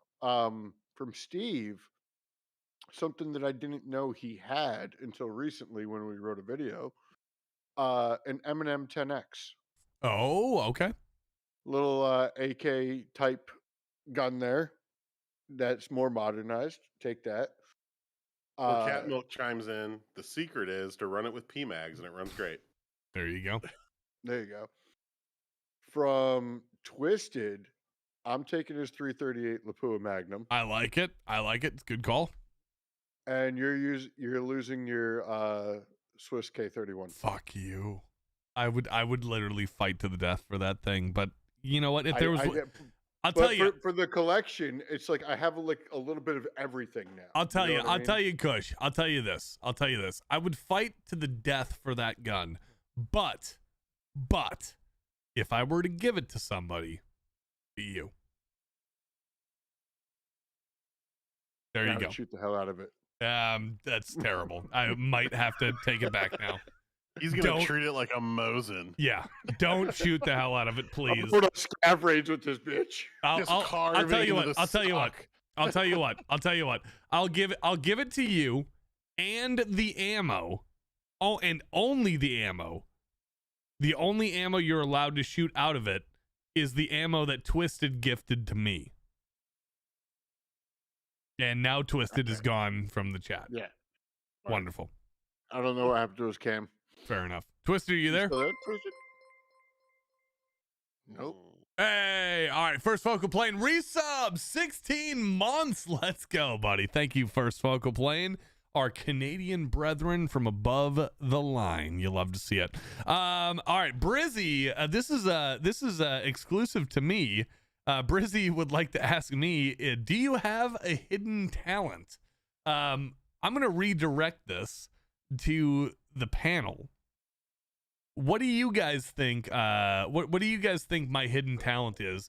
And how I should answer this?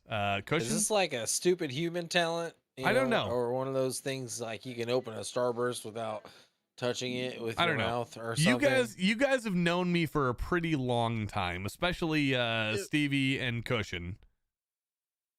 Is this a talent other people would recognize as a talent and not like a Yes. stupid TikTok video? I'm not gonna quantify this for you. I want you guys to answer this question to the best of your ability. I'm redirecting this to the panel, and they want to know what you guys think my hidden talent would be. You guys have known me. You guys know I'm a voice guy. I'm a sound guy. I obviously do YouTube videos. What do you guys think the answer should be for my hidden talent? Processing alcohol. That actually is a pretty good hidden talent. It's not really hidden. I can clear a 750 a night if I really want to. Why? Don't do that to yourself. No, It's so I know. horrible. I don't do it. Well, that's the point. Is I don't do it anymore. In all fairness, and I'm proud of myself for this. The last time that I did that was GunCon. Yep, the last time that I polished a bottle by myself was GunCon. So it was last June, and I haven't drank like that since last June. Oh my God! Not that stuff you brought. Yeah. Oh. Oh yeah. Yeah. And I woke up Black velvet whiskey. and I woke up and did content for ARFCOM the following day. That never got posted probably, but I still got up and did ARFCOM content the following day. Well, Wait, what? What do you mean? When I was like, did any of that content that I did at GunCon get posted? Yeah, some of it made it on the Instagram, and then we did. Didn't you post some of that I sent did a you? bunch of shorts off. Yeah, of it, we did shorts off of it. We never posted a Well- full video. No, you did. You did a GunCon video. Oh, we did? Oh shit. Okay, Yeah, apparently I swear we don't did a even video remember. of you walking around It talking didn't do about well. shit. Yeah, I mean that's Because all they those never event do. videos Yeah, never yeah. do. Well, That's hey, why we're not allowed yeah. to go to them anymore. Really, Exactly. Yeah, event videos fucking suck. so much fun to make So though. awesome. It's They such are. a good time. They're a great time. They just don't Yeah. get views.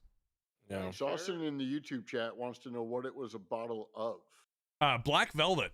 Yeah, it was rough stuff. It was I was in, okay, let's quantify this. I was in Grinnell, Iowa, I was in a fucking motel. What was the fucking Super 8. I was in a Super but 8. It should have been like a Super 6. Given Yeah. given how clean it was. Cushion, describe this hotel. It was a quaint little place right off the highway. The front of the place, nice windows. Back of the place, plywood. Shut up, Tom. You know I did a video with you at Gun. And we All- posted it. Yes.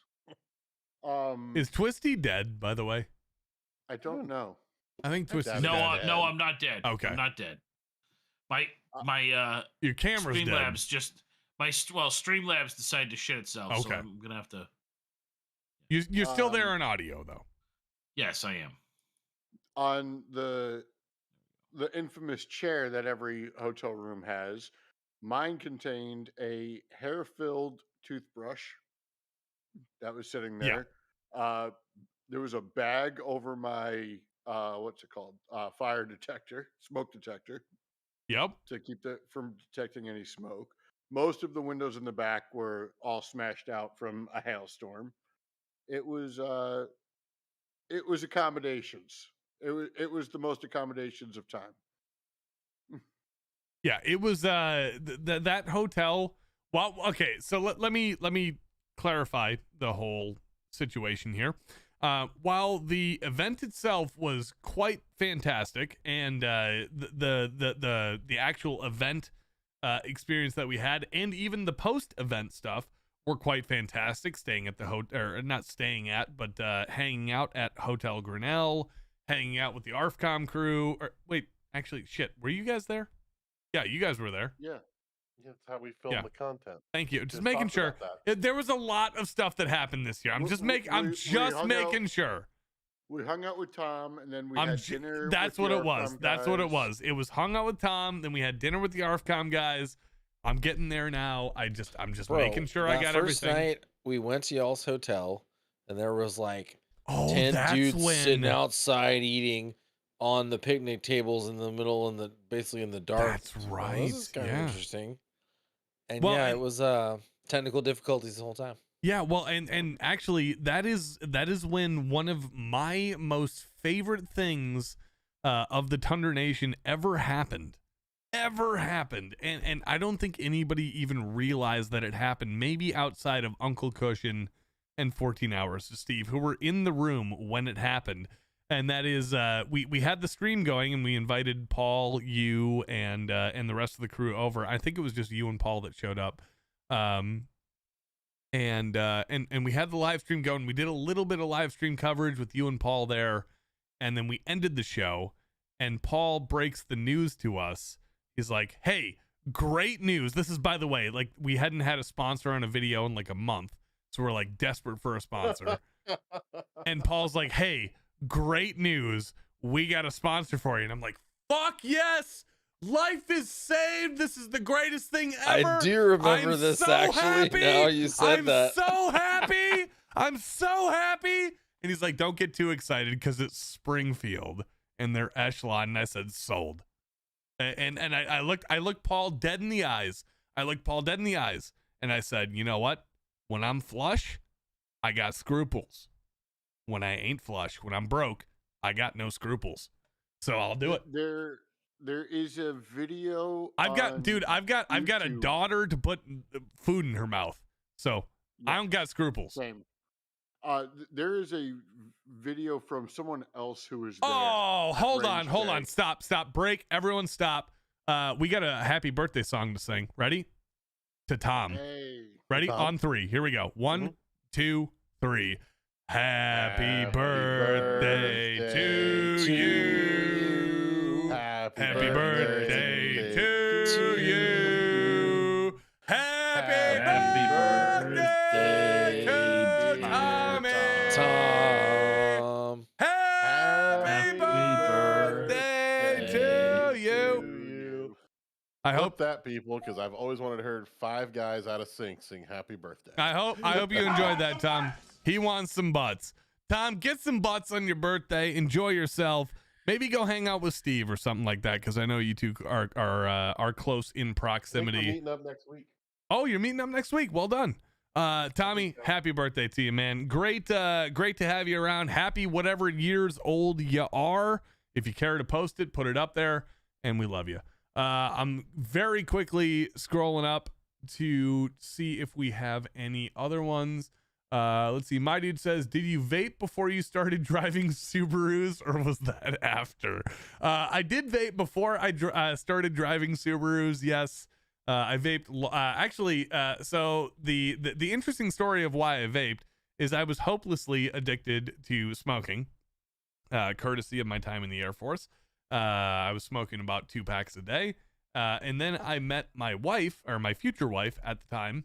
And as I got to know her, I got to know that her father was a lung surgeon. So I stopped smoking cigarettes. I started vaping. He wasn't super happy about that. But he said it was better. So up until this point, we haven't had any issues. He's accepted me, and I've been happy to not get kicked out of the in-laws family so far. And then the Subarus just came after. Okay, here we go. Okay, this is good from Coots. This is good from Coots for the whole panel. Delete one of these, panel. Delete one of these forever.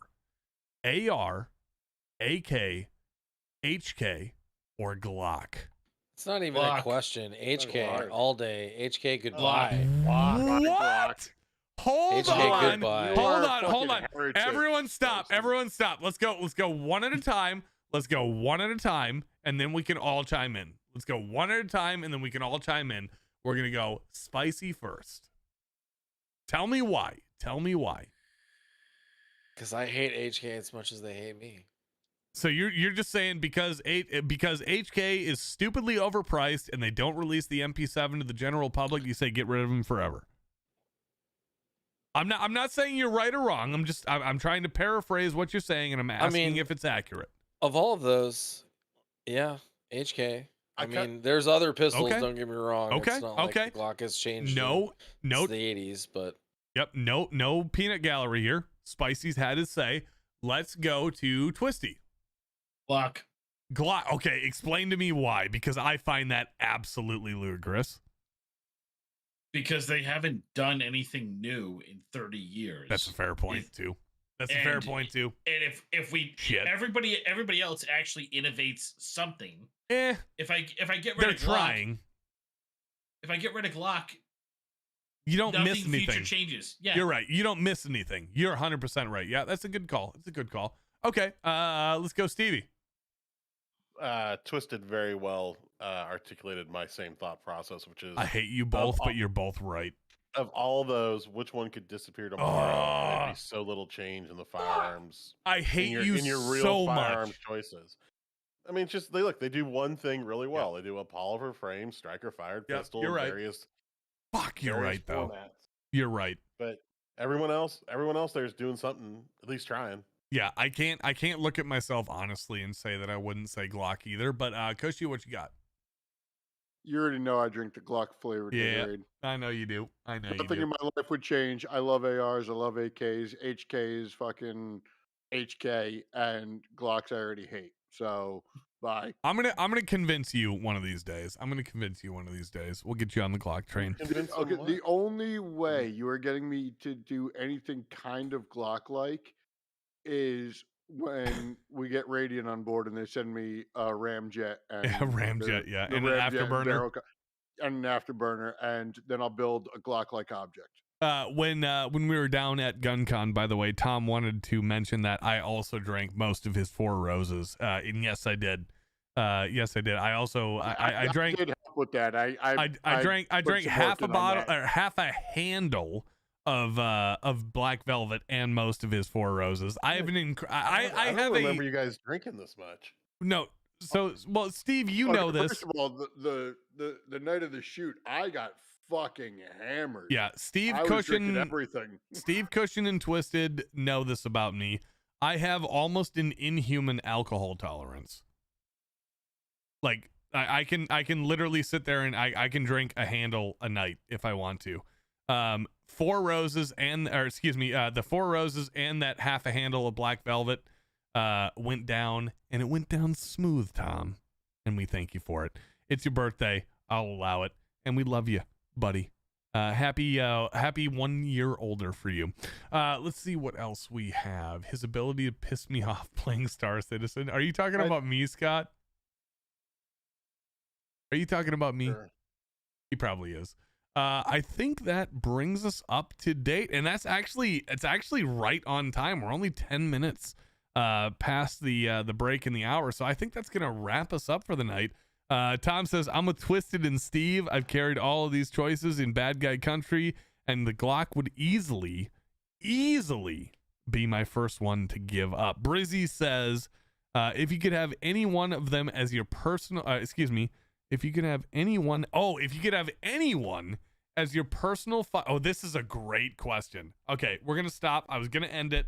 We're going to answer this question. Brizzy, this is a fantastic question, and actually, Cushion and Steve, I want you to write this one down potentially for a YouTube video to talk on. This is from Brizzy again.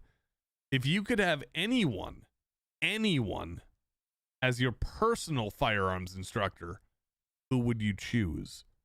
I'll go with the easy out here. I'll go with the very, very easy out here and say Clint Smith. Not only because it would just be incredibly entertaining to learn how to remove chunks of shit from people. And throw that shit on the floor. And call somebody to clean that shit up too, because he does say shovel. that. Yep. Clint Smith. Okay. Not only is he S tier in terms of gun content, firearms instruction, Thunder Ranch is just it's goated, right? But Clint Smith as an individual, you take away the firearms content, you take away the training, you take away his knowledge. He's got to be one of the most entertaining individuals on the face of the planet. He has forgotten more shit than I will ever know. I would actually argue maybe with the exclusion of Spicy, who's actually made the attempt to become better, that he has learned more than the collective panel would ever know in terms of firearms. I mean, he is a GOAT. He's one of the GOAT firearms instructors out there. So to learn guns, or to learn everything from Clint Smith as a personal firearms instructor, yeah, that's exactly what I would do. Who has a different answer from Clint Smith? If you had to have a personal firearms instructor, who would you choose? I got one. Okay. I was going to go with Clint Smith, but I'm going to go with Mil-Spec Mojo. Mil-Spec Mojo is a great answer to you, honestly. Could you Mil-Spec tell us why? Learn how to shoot fast. Not that, shooting fast is not necessarily hard, but to do it well is a lot harder. And any pointers I love you, Geeky. would be, just because anyone could shoot fast with a heart rate of 220 and shit in their shorts. Sure. Yeah. But Nice. But to learn how to do it effectively. All right, let's transitioning between targets. I've seen, just from his videos. Sure. It's that I would like to shoot like that. Sure. Spicy, do you have anyone you would like to learn from in terms of just personal gun instructors? Oh man, there's a couple people that I Spicy, you stop hitting the button. No, I didn't. Oh, okay. Discord fucked you up then. Oh, that's what it was. Was it? Yeah, it might be. You're good now. Marco? You're good now. Yep. Oh, okay. Yep, you're good now. Oh yeah. So there's people that I would have loved to have trained with that are no longer with us, like Pat Rogers. I totally would have loved to have been into that when I was younger. Tom, don't tease me like that. I'm sorry, Spicy. I have to interrupt you because Tom said something so outrageous in chat that I have to respond to that. He said, at Tundra Tactical, do you want me to come to a class with Tonto. You can't tease me like that, Tom. If you're gonna do that, fucking do it. Let's make it happen. But you can't tease me like that. You just can't. So if you're gonna do it, let's talk and let's make a video out of it. But don't tease me. Continue on, Spicy. Somebody I've wanted to go to a class with a bunch for the past couple years is Aaron Cowan from Yeah. Sage Dynamics. Yep.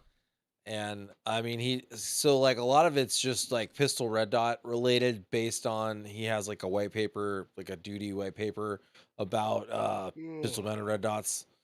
And just the knowledge on that, like alone, I'm curious, what you could learn. I mean, there's a ton of good trainers out there. At least we're blessed to have met a few, like the guys at Vortex or Sure. Kyle Morgan or Jeff. Jeff has taught me a fuck ton about pistol shooting. I've watched all of you guys' live streams, courtesy of the editing of Uncle Cushion with Jeff. Jeff seems to know a little bit about what he's talking about. Yeah, Jeff was Little bit. Jeff was A little bit. Yeah, and that's the thing though. It comes off a lot like Actually, as a very like well smoothed over, like very well manicured person, and then you'll hear him talk about like breaching with like throwing a hammer through a glass window to breach it, and all that sorts of shit. I'm like, wait, what? so here's a question for you, Spicy. Do you think it would be ever possible to get Jeff on this show? Never, not a chance. Never. Okay, Not fair even- enough. not even- Yep, fair enough. No, I that's why I asked. Like, I figured Jeff was kind of that He guy. wouldn't understand it, Sure. and then a lot of it, it would. What? Okay, so what if It I would need to treated be it like a much- serious show? Like don't what? know, What? bro. Like I what don't if I think so. full on? Like what if I full on like stop drinking, didn't fuck around?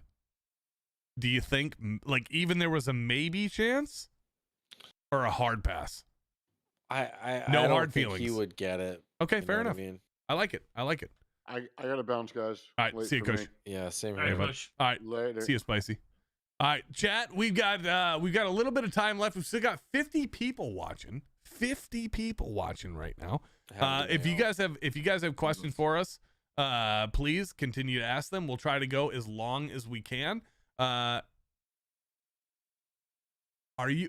Oh, Geeky, we got to talk after chat, actually. So Geeky says, Instructor Zero, what I would give to learn from him. I've actually met Instructor Zero 5 times in my life. I haven't had a chance to learn anything from him, but I've met him at different events. And Geeky, oh boy, I've got a lot of great stories to tell you. All right, let's see what else we have. Yeah, so Tom, by the way, he says, do you want me to come to a class with Tonto, Chris Pronto? And he says, done, afterwards, when I said, you can't tease me. We got to make this happen. Tom, I would love to talk to you about worst case scenario, Tom. If I could get him on this show, my life would be complete. Chris Pronto is one of my favorite human beings, and so very interestingly enough, I brushed shoulders with him and shook his hand, but I felt like I was completely encompassed in imposter syndrome when I got to meet him. I met him at SHOT Show in 2000, right as COVID hit. Was it 2019?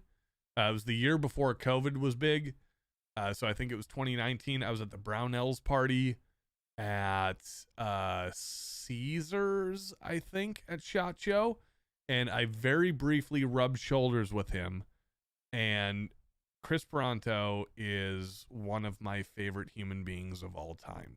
So if you could find a way, Tom, to get him on this show and for me to talk to him, it would be pretty fucking wild. It would be pretty fucking wild for me to interview him. So if you can find a way to make that happen, man, that would be like seriously cool. Anyways, let's see. Yeah, so yeah, Geeky Instructor Zero, I've had the pleasure of meeting a couple of times, and he's a wonderfully awesome human being. All 3 times that I've met him, I met him at SHOT Show. So I haven't been a part of any instructor school or any course that he's been associated with. But I do have pictures with him. And I've met him a couple of times. He actually, from the first year that I met him and to the second year that I ended up re-meeting him, he actually remembered who I was, which I thought was pretty cool. And that was mostly associated due to a side story that I have with Polinar Tactical that's associated with the fish slipper story that I have for Mansa. If you've never heard that, maybe one day I'll retell that story. I think a lot of people here have heard my Mansa from Polinar Tactical fish slipper story. But due to that, I met Instructor Zero for the first time. I met him like 2 or 3 times afterwards. Great guy, Geeky, and I absolutely love him. Gentlemen, lady, I do think that is about all of the time that we're going to have for us tonight. We're about 20 minutes over our maximum time. So thank you very much for tuning in. Cushy's out, Spicy's out, Twisty and Steve are still here. So Twisty, Steve, thank you guys for finishing us off tonight. And to the chat, I'm suffering even from a upper respiratory infection right now. So I genuinely don't think I can go on any longer before I start moving into a fit of coughing terror. So thank you all very much for watching tonight. Sorry.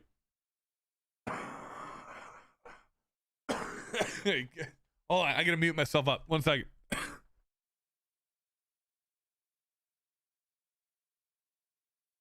Oh my goodness, I'm sorry. I've not been feeling the greatest. So guys, thank you very much for watching. I'm gonna call it here tonight. Make sure to join us next Saturday, 9 p.m. No guest scheduled as of yet, but you never know. Maybe we get Chris on here to talk about Benghazi and some crazy shit, courtesy of Tom. In the meantime, ladies and gentlemen, we love you, we miss you, and join us next time when? Stevie? Still don't know what the heck You we're still doing. don't know what we're doing. There we go. Ladies and gentlemen, we love you, we miss you. Have a wonderful rest of the night, and thank you for your attendance this evening. Bye-bye. Later, folks. Bye. Bye-bye. Where's the button? Fuck. I don't know where the button is. There it is.